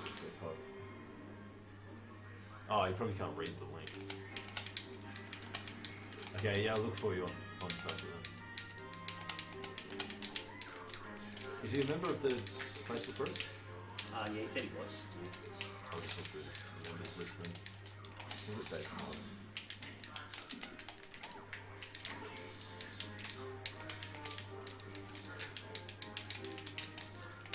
Hopefully there aren't a million Daves. Surely it's not more than 2 Dave. I guess it was the Dave that was added recently should be. Yeah, that's true. Unless somehow there's 2 Dave Clarks that were added recently, and they happen to be very similar in appearance, both from the country, unspecified areas.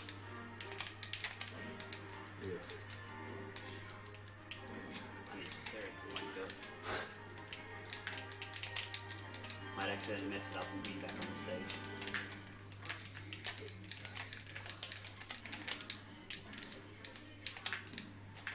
You know what I think is a really overrated sidestep? You think it's overrated? Yeah. I hardly ever do it, so I guess I agree.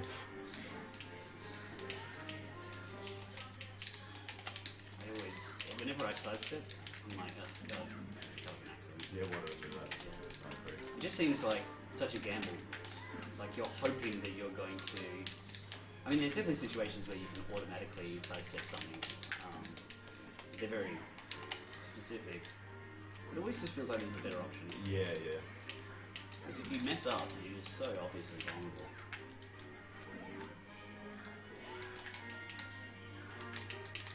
I mean, it looks cool when you avoid an attack with. Oh, when you dodge like a laser or a missile or something. Yeah. Sounds to charge shot. Yeah, you're automatically the coolest guy. That's kind of one of the reasons why I like Mega Man in Smash 4, because he had one of his taunts acts like a spot dodge. The one where he does like the little laser beam thing that shoots down. Oh, okay. He like disappears for a second. It's not as good as spot dodge, but it acts the same way.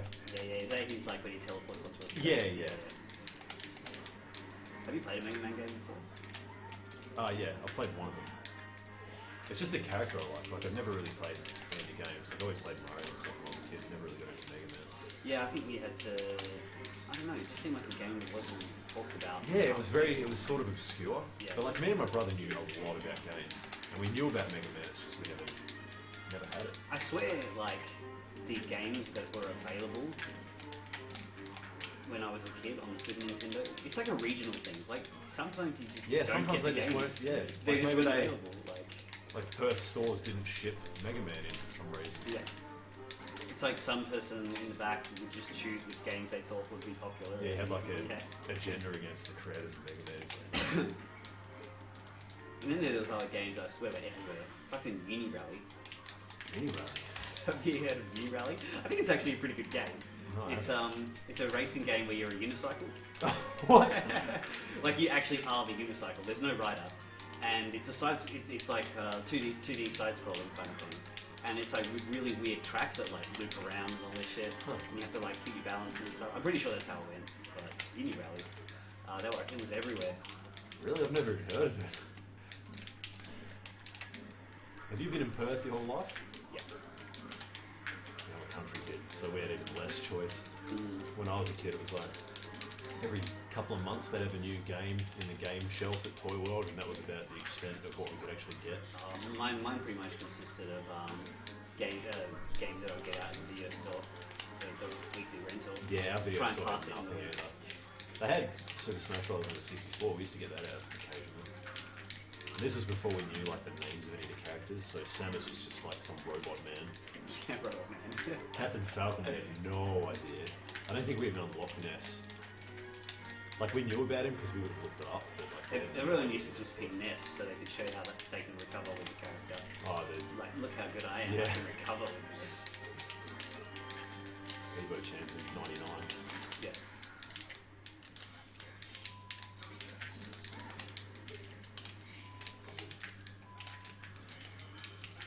oh god, I just like went into some mode where nothing worked.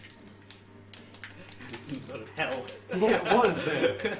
It's like all of a sudden my my hands... idea of hell is when I'm playing Falco and Like literally nothing is working. You know what you want to do, but your hands are just hitting the buttons like at half power, so like instead of dash dance, you're just doing slow turnarounds and shit. I think it was all just tech error. Yeah, that was just me fucking.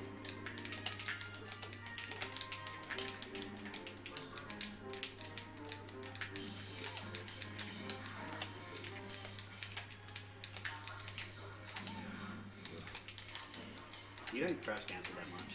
I think Yeah, that's- no, I know, it's fairly late, but I actually didn't get like full brunt of that. Unfortunately, I think it's because you don't crouch cancel much in general.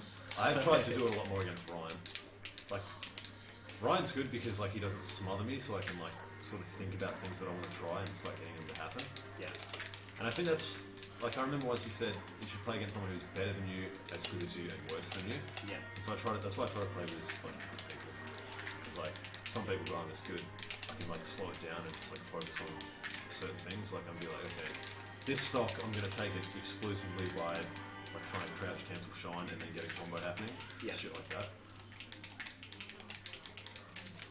Right now, when you're in this position, or not this like particular thing, but when you're at 0 and I'm at 130, if I say dash attack you, you could down tilt me, crouch cancel, down tilt. We'll do it as an example, Okay. just so that you can get that thing like that. Right. That's what I'm talking about when I'm saying using down tilt for the kill. Is when you come down from the halo, and then you recognise he's at a high percent, I'm a low percent.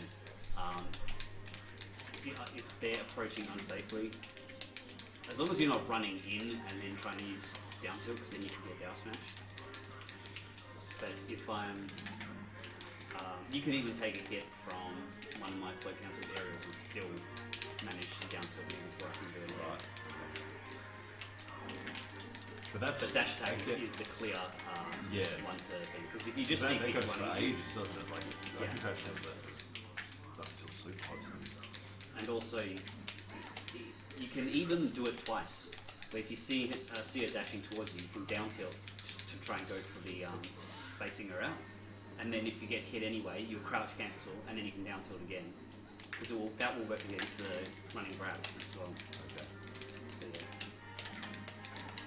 that's one kill option that's definitely. Yeah, I something to just keep in mind. sometimes I don't even think about like I always think of crouch cancelling as starting a combo, not ending a stock. Yeah. But that's one of those things that like is probably just not gonna. It won't work against someone like you a lot of the time because you're gonna recognise I'm 130% will do a dash attack every time. Oh, I did it just then. Would you? You wouldn't die just then, so. No, I wouldn't, but you could crouch cancel shine or crouch cancel forward smash.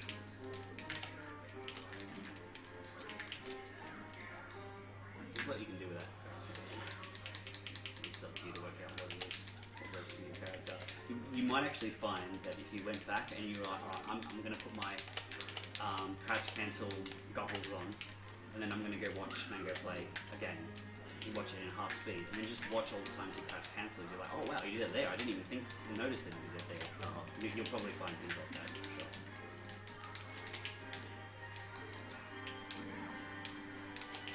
You might get some ideas that way. Yeah, that's a good idea.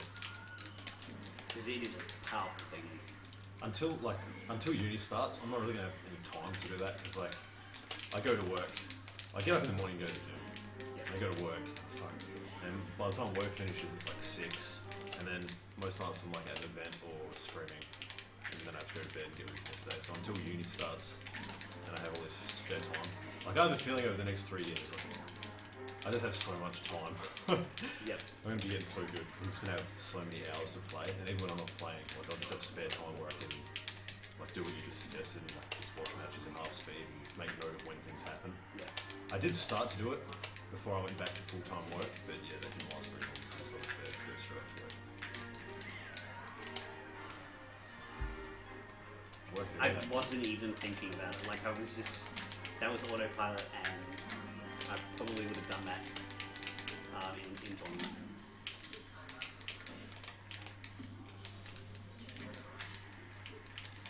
If I can't beat you at least once, like like take one set within the next 3 years.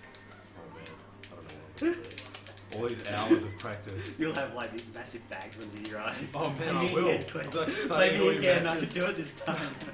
I swear you'd be like pushing me away. Yes, Like, please. no, stop. You've had enough. You're getting One all more, clingy. man. It's getting weird. Nice layout, dudes. Sub Falco main gate. Oh, it's faked in. Oh fuck, you distracted me.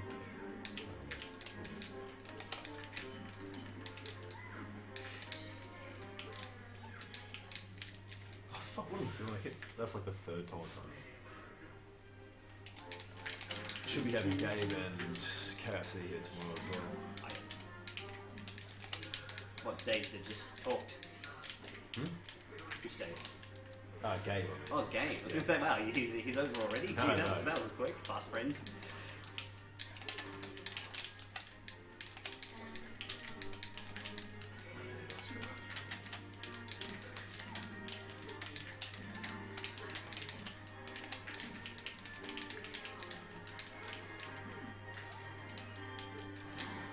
If you're in that situation where I grab the edge and you're really close, holding shield, just roll back. Okay. Because I do it all the time where I'll go, say for example, I try and forward it and I miss, immediately roll back. Okay. Because you get a really nice space Yeah. between you and the thing. I've got the platform next to me, I've got control over, like I'm just far enough away that none of your attacks will reach. Oh my god. Oh, that's the saddest oh my god I've ever heard. It was just like, it was slow-mo just watching it. The trajectory was so good Yeah, too. yeah, Oh my I god. just came into that. Came in. Oh man. Did it someone make a video of that where it slows down and goes to black When and I'm white? Quetz, yeah. Zooms in on your face and then like your voice slowed down. Oh my god. I love going. Oh man, have you seen like all the videos that have come out with YouTube King's reaction when he was getting bobbed? Oh yeah. Oh. Oh man, it's such a sad face. It is so. It is just like the face of despair. That's anguish. That's not despair. That's Anguish. anguish. It's just like the whole. Like you can just see him like. He's realised that this game is just played for so long. It's all just ending in front of him, and there's nothing he can do about it. Yeah. Like that's the situation where there's literally nothing you can do about it. Yeah, because you know he's not gonna miss it. Yeah, Nintendo does that just- every day. He practices a million wobbles a day. Yeah. He's not gonna fuck that up. I mean, I would say that Wobbles is more likely to mess up the wobble than Nintendo. Oh, definitely. I've seen. Because Wobble's always, he's torn. Like sometimes he's like, do I do the wobble or do I do something cool? Yeah. And Nintendo's business. Nintendo plan is like, last I'm month. gonna fucking win this match and I'm gonna do it no matter how. Like, Yeah. no matter what I have to do.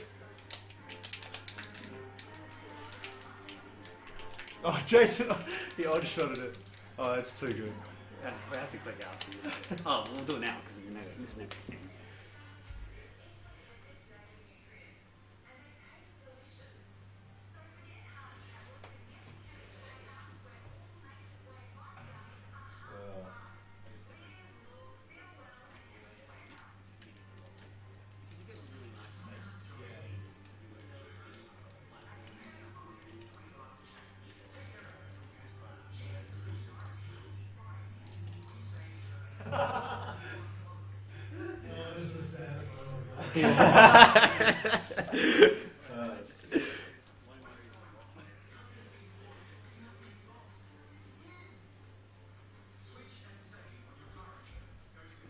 Oh, Maddie's here. Yeah, well, we didn't. We got one of our friends to do it. He offered to do it for free. Oops. I think it looks much smoother. Like, there's a lot more room on the side now. Having the chat there is definitely a bonus.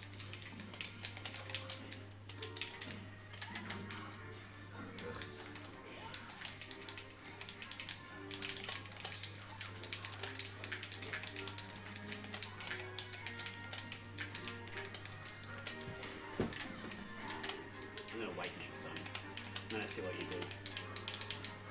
Wait after what? Get my throat. Oh, okay.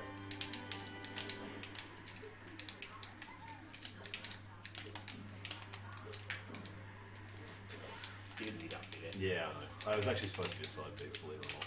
Okay. That smack sound.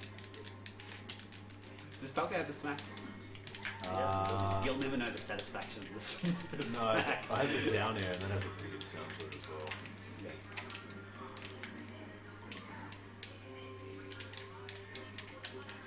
But you got the spray. That's a rare one. The what? The down tilt spray. Oh yeah, the whoosh.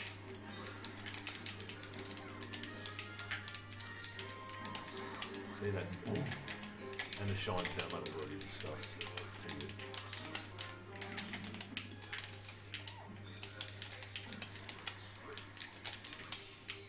Yeah, they changed it so that in the newer games, Peach's down smash has like, it sounds like you're being hit by a dress instead. And so I was like, oh man, I prefer it when it sounds like you're getting hit by cinder blocks. It kind of does still sound like a dress, but just like slowed down. Yeah. Like, And they got rid of the ambiguous, what is the sound of her double jump meant to be sound effect. Now it actually just sounds like machine sounds. I remember someone said, Peach's double jump sound effect makes me feel uncomfortable. yeah, what? I've never really thought about that. The music's too like overpowering, which is unusual because usually I find this stage to be the quietest. Yeah, well, it's in its quiet stage at the moment. It has like two, like occasionally it will just burst into Oh, I'm gonna use that in my highlight reel. What was it? Oh, damn it! Doesn't count. Yeah. Can someone else shot that one? I think I down smashed you and then fell through up air and reverse back air into now. Red air. Snare them with a red air. Oh my god. That was so good. Them old Brady games, guys. I actually had a Brady game guide once for Final Fantasy 9. You haven't played a Final Fantasy before? I played most of 10, and I've played Tactics Advanced more hours than I can possibly count. Yeah, that's a good game, so I can totally imagine why you would do that. I still play it now, actually. Yeah. Played it the other day, yeah. I love, I remember the Illusionist, I think it is. Yeah. It's like so broken. You just have all your illusionists sit in the corner of the map and destroy it. Just do a team of illusionists. Yeah. Give them the gear that gives them like the most attack magic damage. And then just go down. Yeah, I thought they were kind of silly, like having. I try not to use them because I think it's just lame. Like I'd rather I like the strategy of like having to try to move behind. Yeah. It's funny because all that game is just rampant backstabbing. Oh yeah, that's exactly what it is. Except for illusionists, they're just like, I don't care where you are. Yeah. It's like having those totemers, but like all the time and just a bit weaker. Yeah. What was I saying before that? Oh yeah, Final Fantasy. Oh yeah, I've got a Brady Games guide for Final Fantasy 9. The best. Like it literally had everything. Like this is where all the treasure is. This is all the stats you need about all these enemies. This is what they all give. When you try and steal from them, it's just like wow. There's nothing missing from this guide. Basically, it covers everything. Yeah. Fuck, the fact that some people put that much effort into guides and stuff is pretty crazy. Mm. And even just the visuals of it, it just look nice. Rip guides. No one buys guides anymore. Yeah, nah. It's like chat rooms now, you can just ask the local expert Yeah. who's always on, because online is everything now. I mean, even though I really like that guide, I still hate the idea of guides in the sense of just like giving you the answers and not having to work it out for yourself. When I was a kid playing like Zelda games and stuff, like a kid like 7 or 8, and I couldn't work out puzzles and shit. But guides were helpful then because otherwise I would have just been stuck forever. Yeah. I remember one of the Zelda games I was playing. I don't know how old it was. It was like 13 or something. And I got to this one puzzle. I think it was the Minish Cap I was playing. And I got to one puzzle and I was like, I just really can't be bothered doing this. And so I read the guide on it and I was like, you know what? I'm starting to get bored of this game. I'm just going to do the guide for the rest of the game. Mm-hmm. And I regretted it so much. Like it just ruined the game. Yeah. Because even in the case of Final Fantasy 9, because I got it with the game pretty much, like we put it together. And I always just thought to myself, I wonder what this experience would have been like without me just knowing what to do. Yeah. Whether I would have been able to work out that particular puzzle or what to do next and stuff Thank God for melee guides though. Fuck. Yeah. Imagine if like the people who worked out how to do things never wrote guides. They're like, no, you can work it out yourself. And then they just stopped playing. The knowledge would have died with them until someone else worked it out. Really nightmare. I've always wondered how these guides work out how to do things that are clearly so difficult to work out in the actual game that you pretty much can't. Well, even wave dashing, I don't know how anyone would have figured it out. So I played melee for thousands of hours as a kid, and I don't remember seeing it once. Like, how does anyone work that out? I guess it's just like people seeing what things do and then piecing them, like putting it all together. Yeah, someone would have done it accidentally, like how I did, like a waveland probably is what started it. Yeah. They air dodged into a platform and got it super slow, and someone observant was just like, hey, that's pretty cool, how did you do that?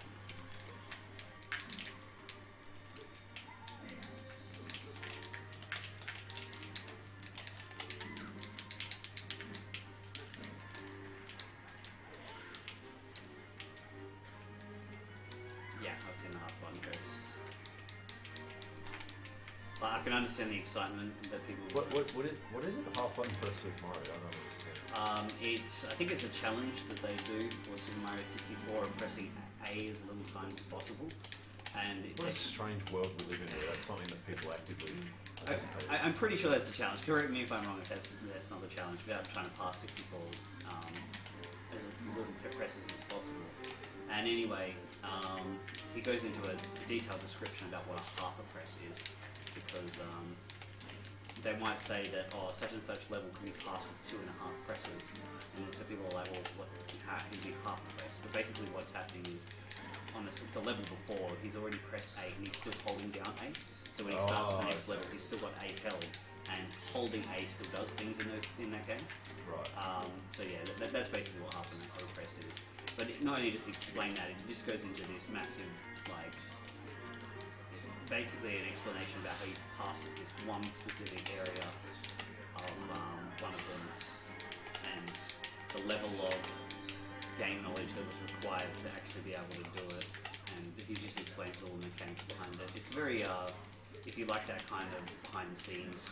I actually do like that kind of shit. I love speedruns because I love seeing them explain how they do you'll things. like it because it gets really ridiculous. Cyclemic speedruns of 64 are my favourite to watch. I love them. I've never played the game personally. I think You've never played Mario 64? No, I haven't. I never had a 64, so I never played Mario 64. He's still reeling from that revelation. I didn't think there was anyone on Earth who never played Mario 64. Nah. There was a DS remake of it. Nah, I didn't. It was a launch title for the DS. How have you not played it? Oh my god. When's your birthday? October 1st. Damn, it's ages away. Man, I'm gonna find my copy of it and lend it to you and make you play it. That's like Gaming District. It's like the original 3D platformer. It's so good, my god. I see you in a whole different light now. I have played Ocarina of Time though. Ocarina of Time I actually haven't played. I've played no, I haven't played, no, let me finish. I haven't played the full way. I played it like halfway through and I was like, You don't like it? I like the top-down 2D ones better. Okay. And so it being in 3D really threw me off. I can't believe I made that. I'll shut that, please. Yeah, no, I played like Link's Awakening and Link to the Past and Minish Cap, like all those ones, before I played Ocarina of Time, and so it really threw me off playing it in 3D.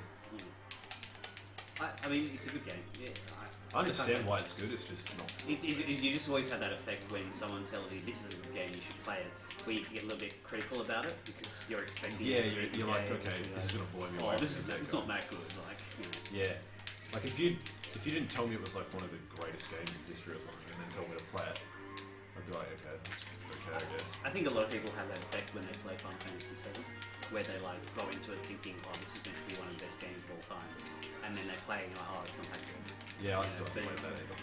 But it is actually a really good game. It's just I can totally see why people would think it wouldn't be if it was overhyped to the point.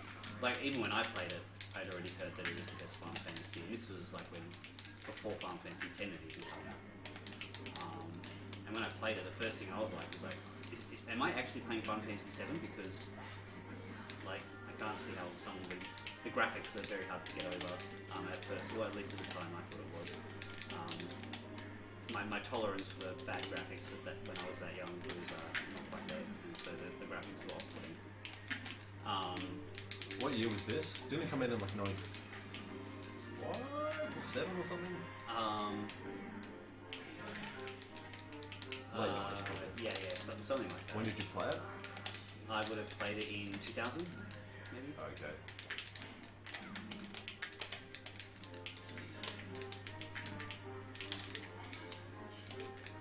I'd say it was when I played mine.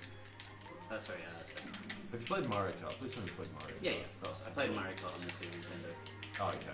And I've played the one on the 64 with friends. I played a very small amount of Double Dash, and then I haven't played it in the Double Dash is pretty good. I haven't played Double Dash. I personally, I've always had a soft spot for the Super Nintendo one because I used to play it as a kid. Yeah, I think like nostalgia pretty much rules like what you have, like your biases. I think the only Mario Kart that I haven't sunk like 100 plus hours into is the latest DS one. I think it's 7. Every other one I've played. Oh no, wait, 64. The Super Nintendo one I haven't played that much of. We didn't have a Super Nintendo. The first console we had was the 64. And I still remember the day we got it too. It was just happiness. I'll never forget the day that I got. I think I've already reminisced about this before on stream, but the day. Do it again. We love the story. Yeah. The day I got Pokemon Red. Oh yeah. Christmas. Man, I got blue for Christmas as well. I think it was the best Christmas present I've ever received. I have never. There was just something. It was just an experience playing that game. Like you'd watch I hadn't played it before, so it wasn't like I'd played it at a friend's house or something like that. I really didn't know what I was going to be in for. All I knew was that I loved the cartoon, and I was ready to play the game. And then I just played it, and I was like, oh my god, I can't wait to have my kids. I want that Pokemon, and I want that one, and it was just great. I 100% agree. I got blue for Christmas with a Game Boy Pocket and a Game Boy like case. And did you play the Game Boy tennis game? Because that was actually a really good game, and I got that with it as well. And I saw the tennis game at first. I was like, oh yeah, that's pretty cool. Like, got myself a Game Boy and shit. And then I saw Pokemon Blue, and I was like, holy shit, my whole life. I'm gonna list that as like a life-changing experience. Yeah, I the amount of times that my mum would be tell me off about going to bed, and I would be staying up at night. Like you could see the light on in my room. My mum would come in and be like, you turn that thing on, rah. The amount of batteries I went through, because it was the old brick Game Boy that I had. I actually won the Pokemon Game Boy from GCV. Oh, really? Yeah. They actually gave me 2 because the first time they gave me one, they weren't able to include one of the games. I think they gave me. I got the Game Boy and Pokemon Yellow, but you were meant to get Pokemon Pinball as well. Oh, really? I didn't get it, and so a while later I got a second package, and they were like, "Oh, we realised we didn't give you this as well, so we're going to give you the whole thing again." So I got a second Game Boy Color with a second Pokemon Yellow and Pokemon Pinball as well. That is the thing dreams are made of. Yeah. Me and my brother won a Peter Saturday Club thing once. Did you have Peter Saturday Club in the city? I think that might have been like a GWM, like country TV thing. It was the same sort of deal, like a morning cartoon show. And there was like the fans or kids would submit like artwork and stuff, and the winner would get like a prize pack. Me and my brother won that once. Oh, nice. Oh man, that was cool. It was awesome, but it was like underwhelming as well because games were PlayStation 1 games, and we didn't have a PlayStation 1. So we were like, oh, okay. But did you still open up the cases and look at the instruction manuals and stuff? Yeah, definitely. It's like I can almost imagine playing this game. Yeah. Man, this is really cool if we weren't poor and could afford both consoles. But yeah, we got like a heap of because we used to do like a lot of drawing and stuff, poorly but good draw. We got like a ton of drawing stuff, and then it was like just packets and packets of chips and shit. So like, even though there was no games, it was still really good. And what we submitted to get it was like an art book full of drawings of Pokemon that we'd done. Yeah. Oh man, that was like my magnum opus.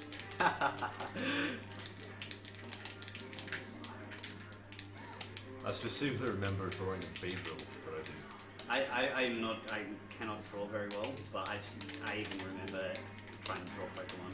I used to make my own cards. Like I'd cut out cardboard and draw cards.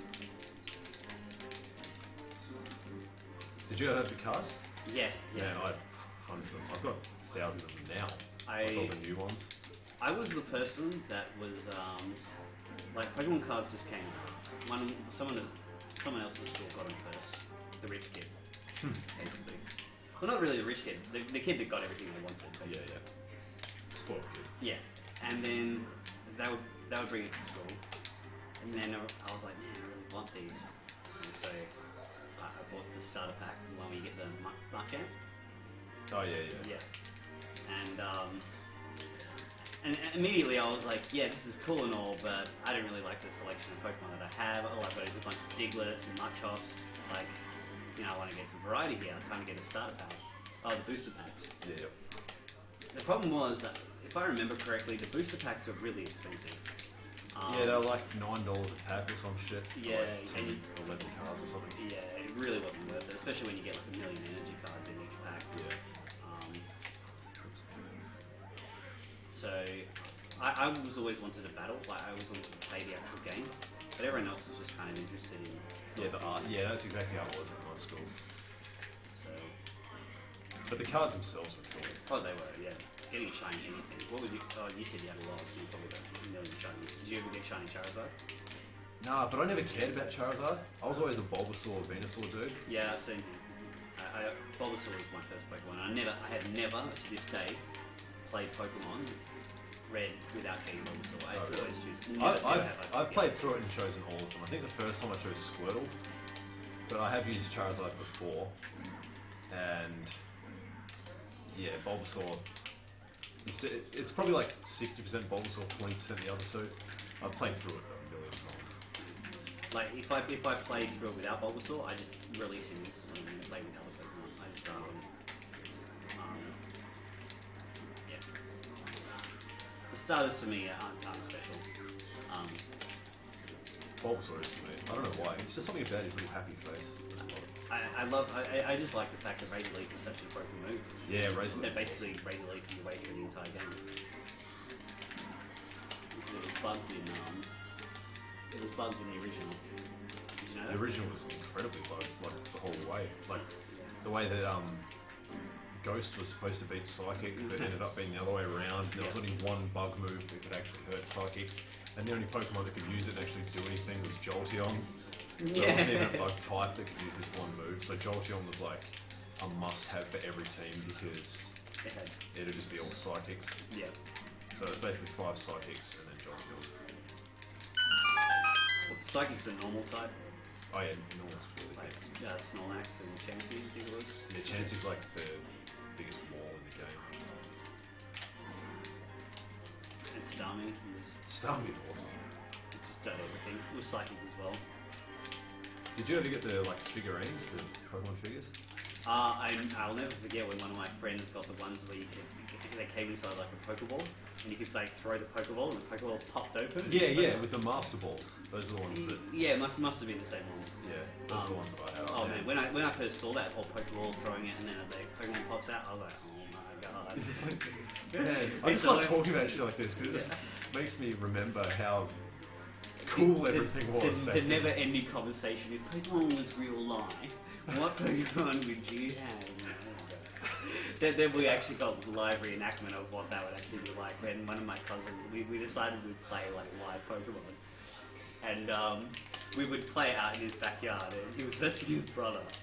And so you would not only be the trainer, you would be the Pokemon at the same time, right?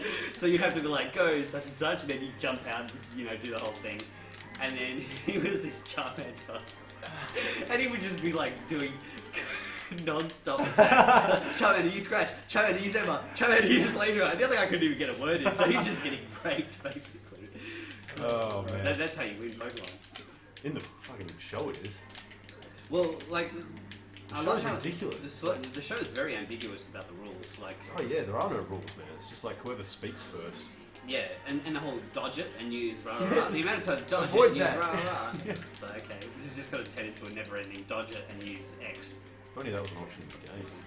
Yeah. Dodge still seems like a move to me. I don't know about you, but Yeah, like a protect type move. yeah. Have you ever watched the like competitive Pokemon battling?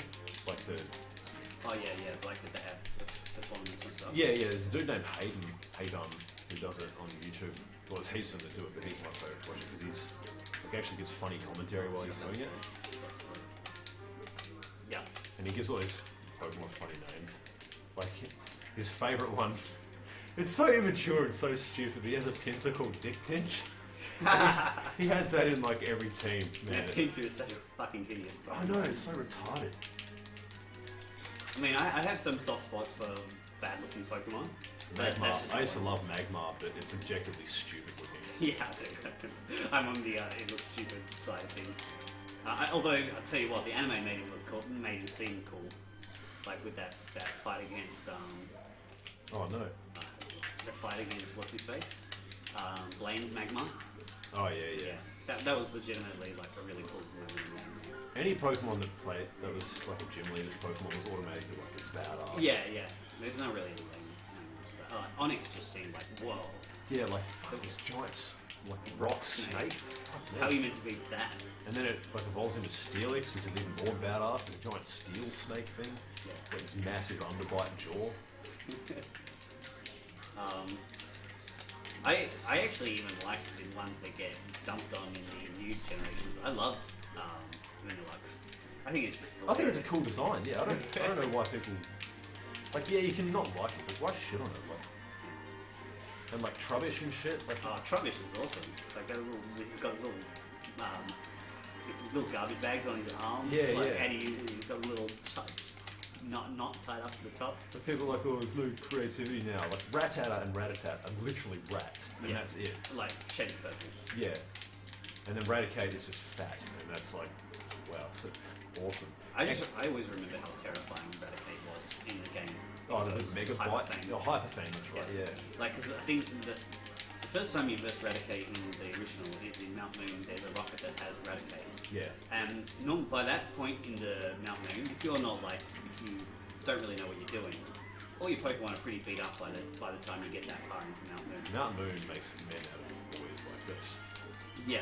such a hard... Like, do I fight these Zubats or do I just run away from them? Like, Yeah, do I need the experience or do I need the HP? Yeah, and also they have a typing that's really hard to deal with. Like, at that point in the game, no one is super effective against Zubat. Yep. And if they are, then good luck conserving all the PP that you need to get through. Yeah, all because of you're them. only going to have one or two attacks, and they're fucking everywhere. Yeah, And then you've got to deal with the trainers as well. yeah. And also, I think Zubat's fast as well. So if you send out a slow Zubat's hella Pokemon, fast. yeah, I like You Zubat. can't- Everyone shits on Zubat. Zubat's cool. yeah, I don't know Zubat.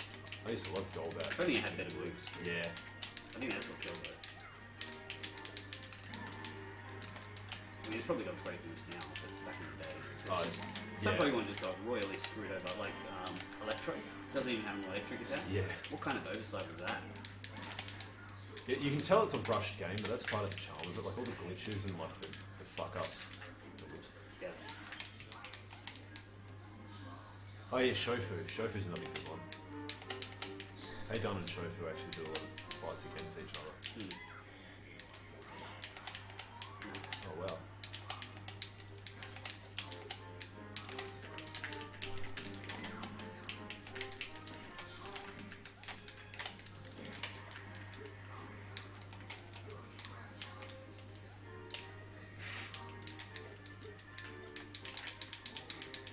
Nice. That's advanced tech right there. So you like it's guaranteed to go into Evo then? Yeah, I think it would be like for us to go back on it now, it would just be like heresy. Yeah. Well, do us a favour and make it to bracket. It's gonna be hard, but I mean, hopefully, because this will be after BAM and. You'll be well President, practiced against like really good I players. should have a rough idea of my expectations going in. But you know, Japan uses NTSC too, don't they? yeah. That would be even more helpful. It's 2 dash attacks and failed.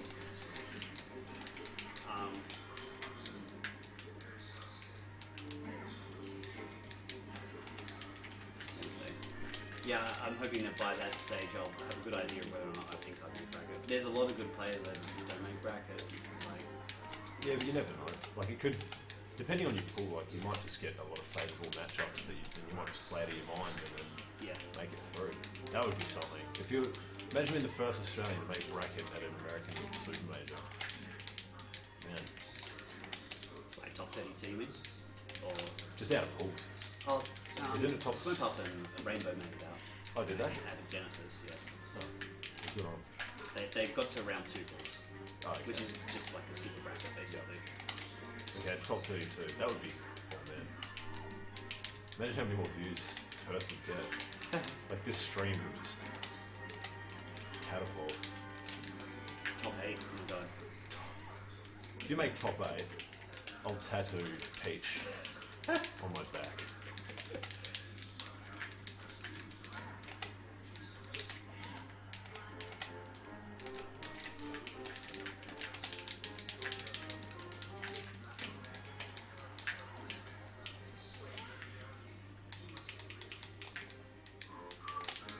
Sorry to everyone in the chat who's been asking us questions or anything if you have been before, we're just reminiscing about Pokemon.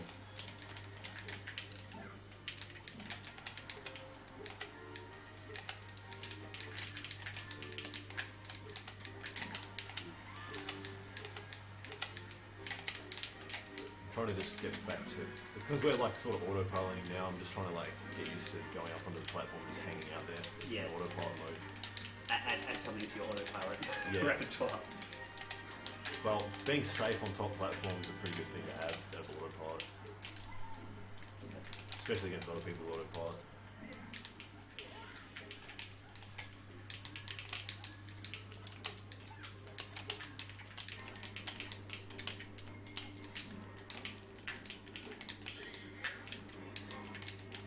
It's a lot harder on this stage because you can get to me a lot easier.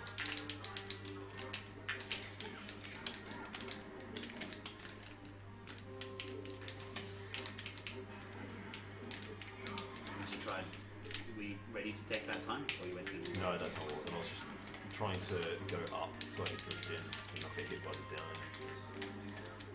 I was thinking about down smashing. Oh, I should practice that. Down there.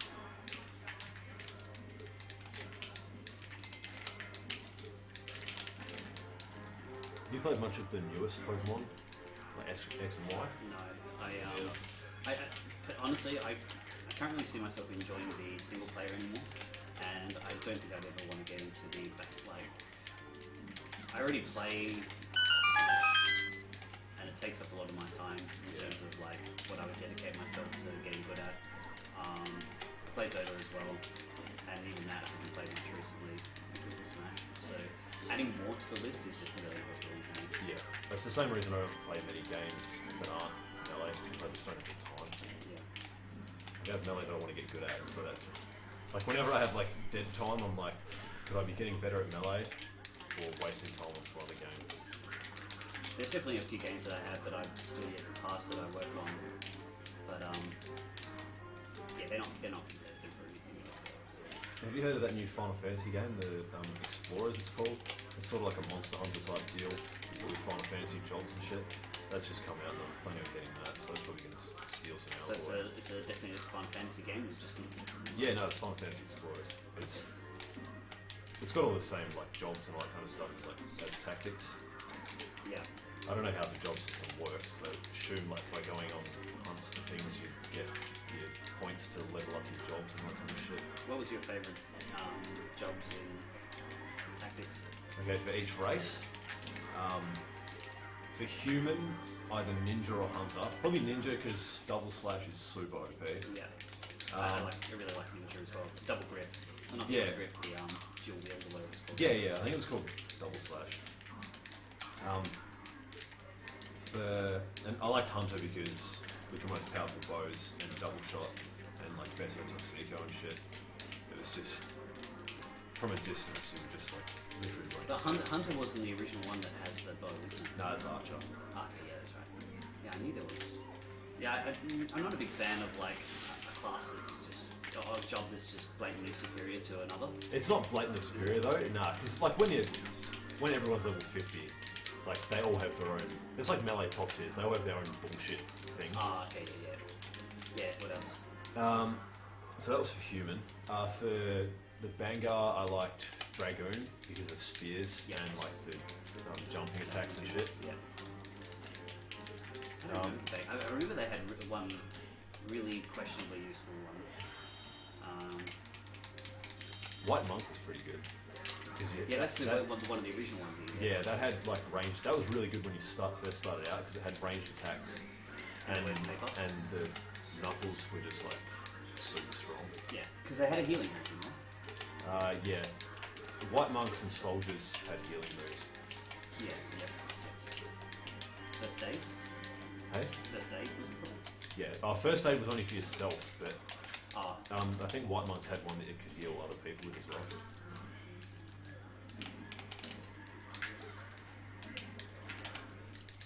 For the Vieras, I liked Assassin, because it's basically just a ninja and a sniper combined. For Moogles, I like Time Mage. Time Mage is really good. Time Mage is like super good, especially at like the low levels, because you can just like, you can give your weaker units more turns to level up faster, and you can give your stronger units, like you normally have like one powerhouse Vanguard, and you just give him heaps of like haste, and then you just go through and like break everyone. For Nu Mao, I think it's pronounced, that's how I always pronounce it. Yeah. I liked Illusionist, obviously because it's super OP, and I got White Mage first, no matter what, so I always had a White Mage around with Cura and shit, because like you just need that, even at low level you need that. Yeah. Is that all the races? Yeah. Yeah. But like all the jobs are cool. I pretty much agree. Like there's a few of them that I liked the idea of, but they felt incomplete. Like Sage, I think was one of them. Yeah, Sage was cool, and Beastmaster was just too complicated. Yeah, it was like to collective monsters. Yeah, or monster something. souls or some shit. But like, it was really, you couldn't just like kill them. You had to get them to a low health. It was like Pokemon, really, but it was just way too complex compared to all the other jobs. Yeah. No, I really was looking forward to that job because there aren't many Beastmasters you have to verse either from memory. Like they were rare altogether. Oh yeah, they were. I can't even remember how they fought really. Like, I remember they used to put their hands up or something. Like they used to try and act like it was almost like they were acting like the monster or something. But I thought it would have just been cool if they just transformed into the thing. I like Blue Mage. Oh yeah, Blue Mage is really cool, especially with the damage to MP ability, the passive ability. That's so good.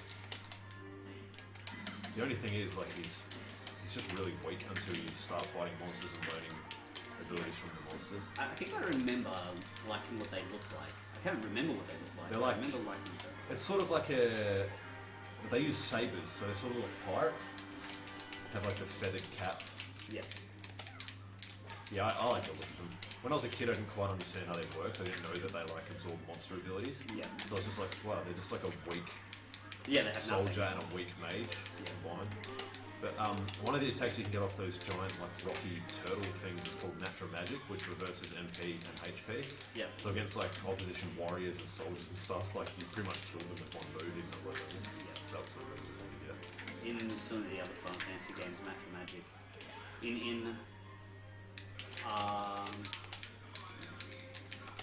Natural Magic in 9 reduced the health to 1.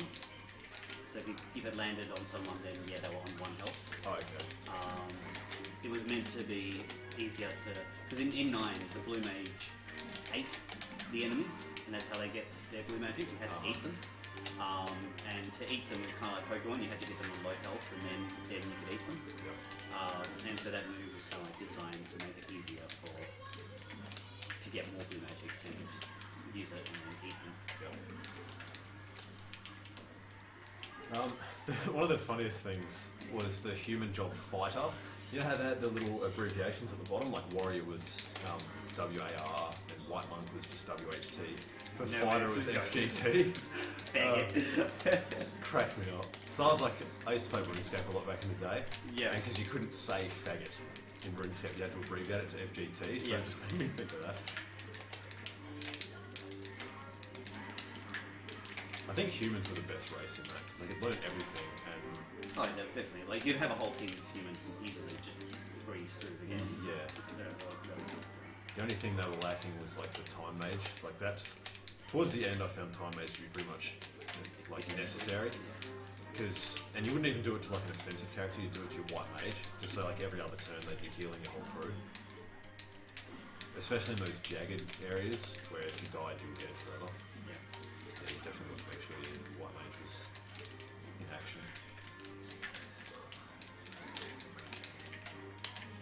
Yeah, they pretty much, they usually always make white mage pretty much essentially more fun. Yeah, it's a good idea too, because if it wasn't essential, no one would ever use it. Yeah. Like, it's the kind of thing you have to just make slightly overpowered. Because who wants to be a white mage? Yeah, especially when you're not involved in a party. Like as in like you're playing WoW or something. Like being the healer in WoW is totally different to controlling your white mage in a single player game.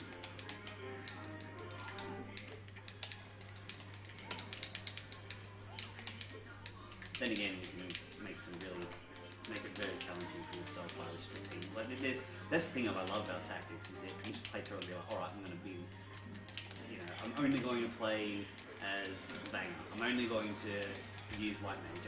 You can just come up with so many ways to play that game. Yeah. Except I think there's some situations where the game forces you to use the main characters. I think you have to use your main character. So Marsh, I think his name is. You have to use him in like the story mode or the main story things, like when you're destroying the crystals and like when Mute's there and all that kind of shit. Yeah. But yeah, aside from that, you can use it anyway.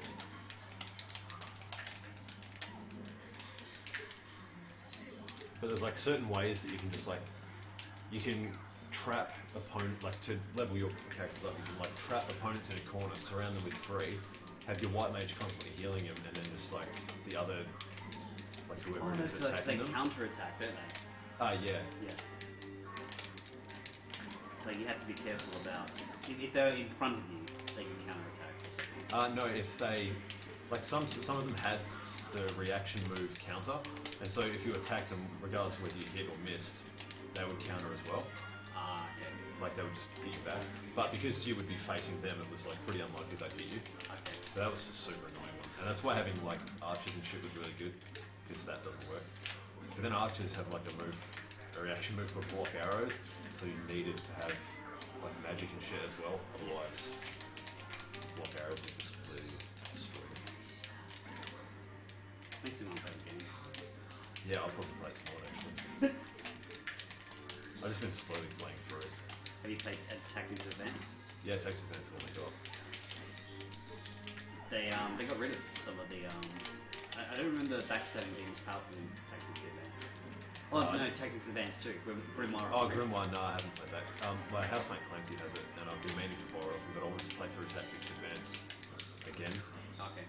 Just so I could like, because I was like halfway through it, and I was like, fuck, I might as well finish this before I start Grimoire. They had new races in that, didn't they? Like Seek and something else. Oh shit. The Seek were like big pig things. I can't remember. I'd have to play it again, I I guess. can't remember what the other race was. But yeah, I remember when Grimoire came out, and I really wanted it, but I don't know how old. I was like 15 or something, 14 probably, and I just could not. That game has amazing music.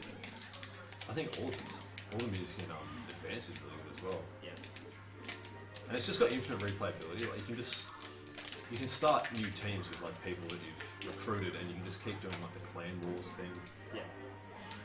So, Oh, that's right. It has the whole judge The judging. The judges, oh man, fuck the judges. When I first played it, I got it when I was like 9 or something, and I first played it, I had no idea how like you got the job, like different jobs. Like I didn't know that different equipment had like your abilities that you'd level up. Yep. So that confused me, and I didn't know how to use the law cards. So I was just like, if it said no blades and I had like all warriors on my team, I was like, well, I'm fucked. They're all going to jail, and I'm gonna have to pay the fines and not be able to use them for like 6 battles and shit. Yeah. So I was like playing like this massive handicap of not knowing the core mechanics of the game. I was so lazy with the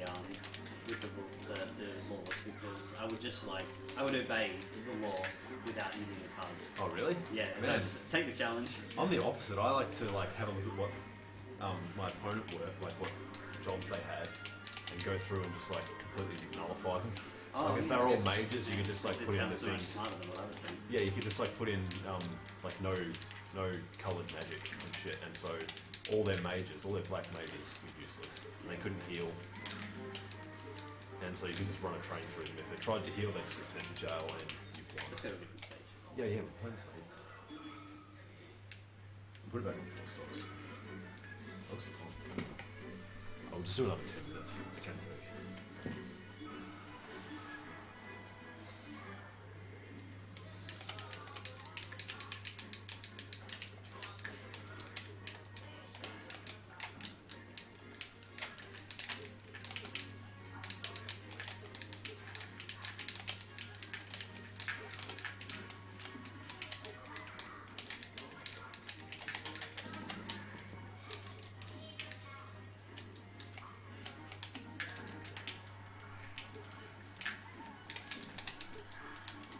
Whoops, I don't know why she.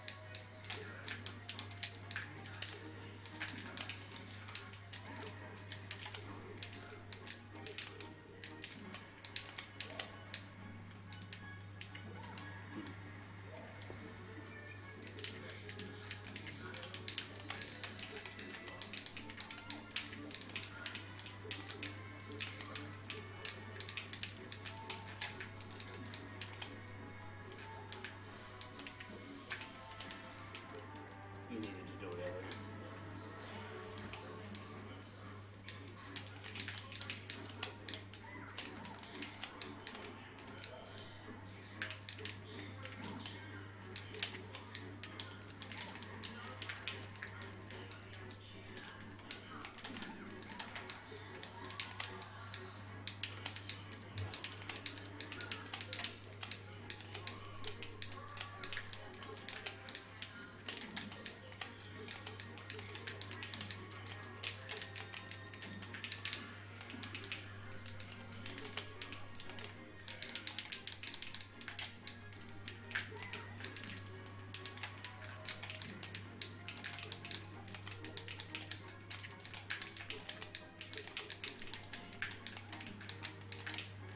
Got caught in that tripping, sliding.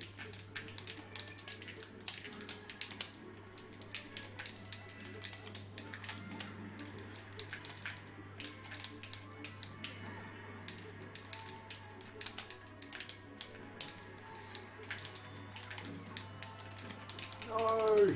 Stop him.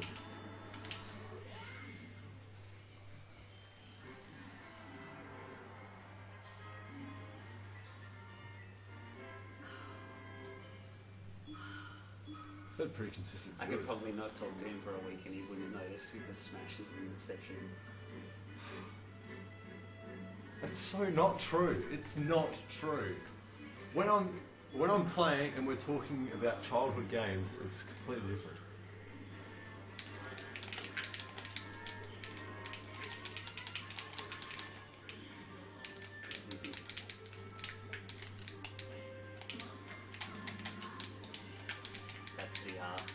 That's what happens when people start taking the up throw. And Yeah, I have to start following. Yeah. That's a terrible deal, I think.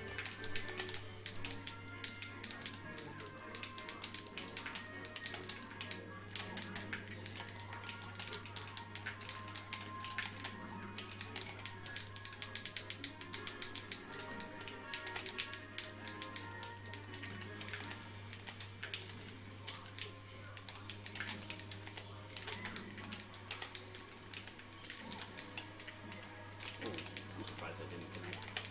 I'm disappointed it didn't connect.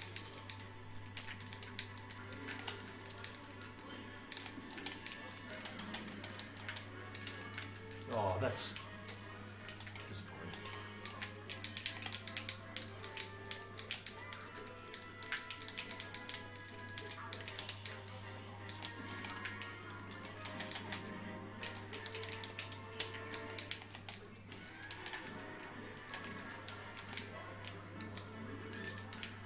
Wow.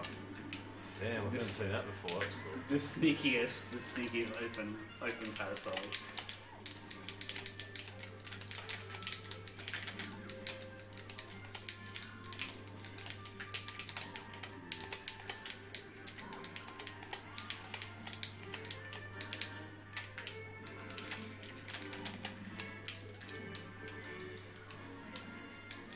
Honestly, did not think that would hit me. I thought I'd go down the way of it. Apparently everyone wants to play Falcon. Quick fire ET we've never seen before. Oh wow, we're at 78 followers all of a sudden. Fuck. Did you hear the notification at all? No. Wow, that's crazy. They said only 4. Oh, maybe it got like screwed up when we put in the chat thing. Yeah.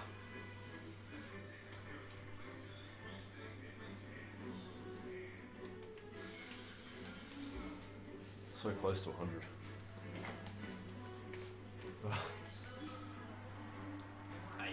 Is it both Falcon? We'll go both Falcon. I don't know what colour I'd play with. Oh, that's my colour. Ah, okay. I don't play Falcon at all. It's like that Green. colour. The green's not very green. It's kind of ugly, actually. Oh. This character. This character sucks.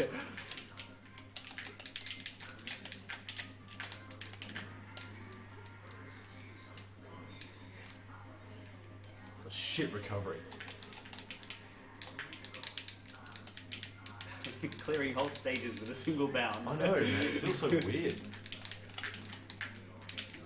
Overshooting.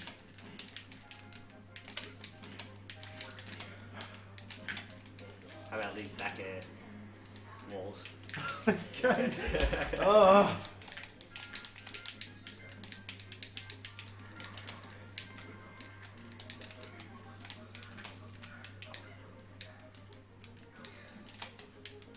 I don't know what moves to do. I know Nair's good.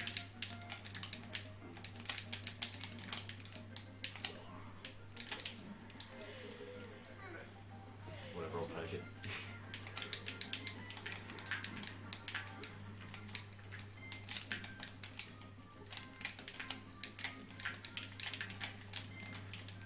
How does anyone play this character? What the fuck? Unfold it.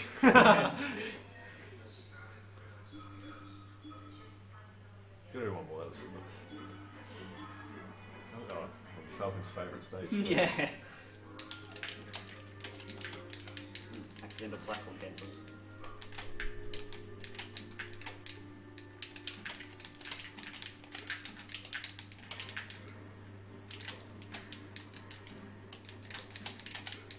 Oh, nice. So fast, they completely overshot you.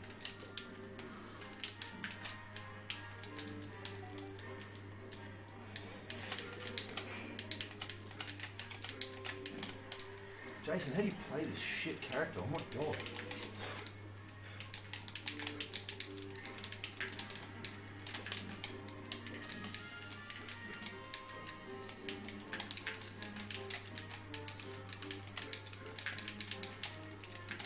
He does look cool, but that's about all he's got.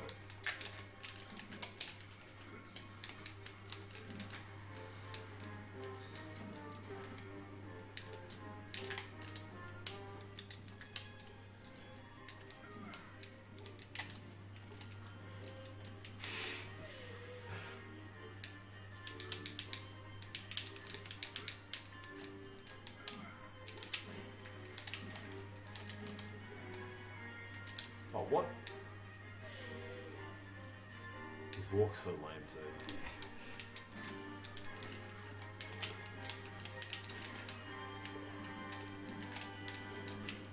Can't believe that worked. I almost made that. Jason, man. You're loving this.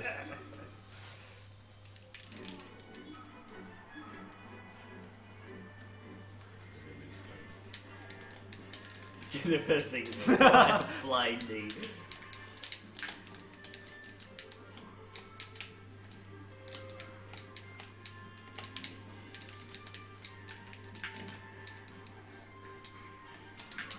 I just have no idea how to play this character.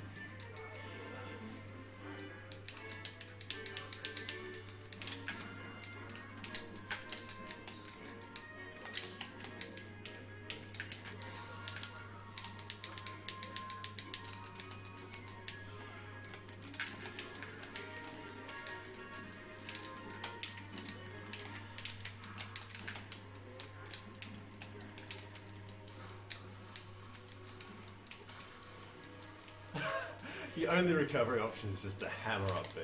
Yeah.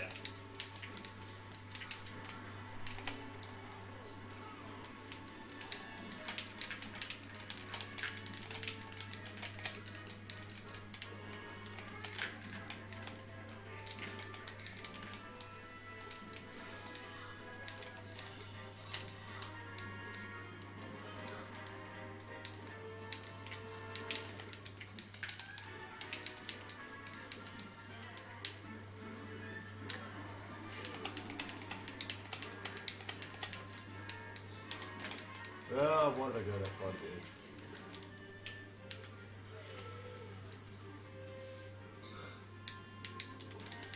Can I moonwalk? I don't think I can. I've never tried it.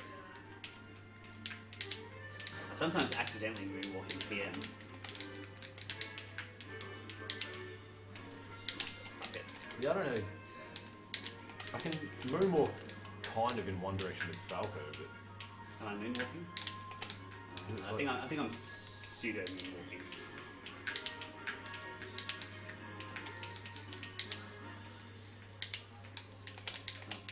Kind of got it.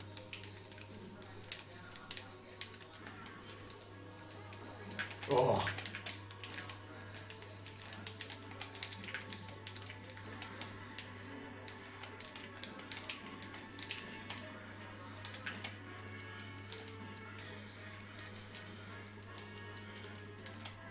Oh, I thought I was going to land on the stage. even the easy edge guards are hard with Falcon.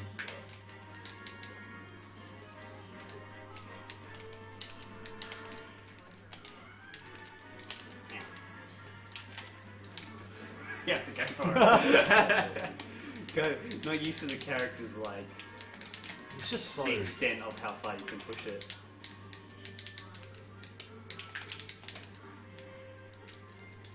There we lame. I'm trying to use an air, it's not working. Oh, we'll do one more. Yeah, one more. One more sexy Falcon ditto.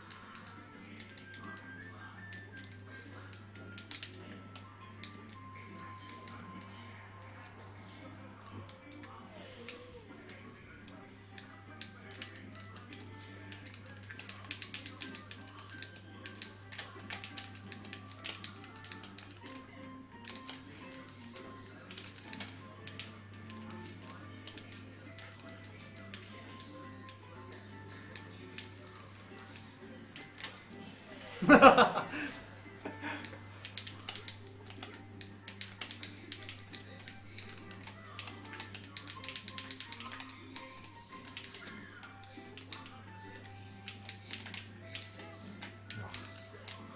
ruining my phone.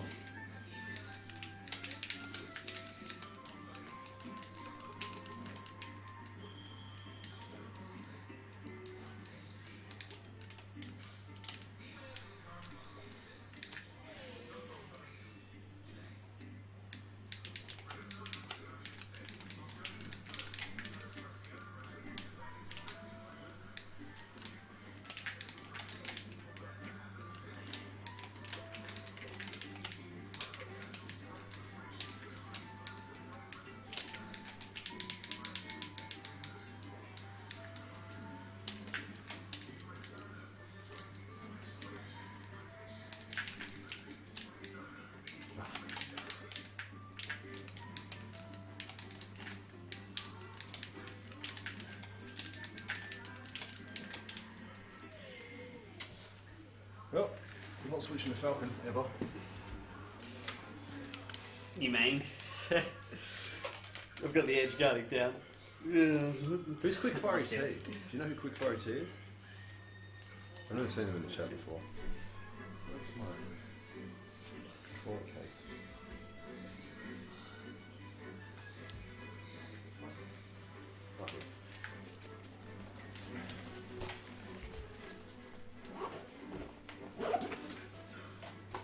Typical bring water bottle and forget all about it. Yeah, I did the same thing. I brought it out here and didn't touch it once. Oh, he actually unfollowed us. Wow. Oh, Quick Fiery T, what? It'll be fiery. Alright guys, thanks to everyone for watching. That was a pretty good stream. That was like, I think we got it to like 15 or something at one point. That was good.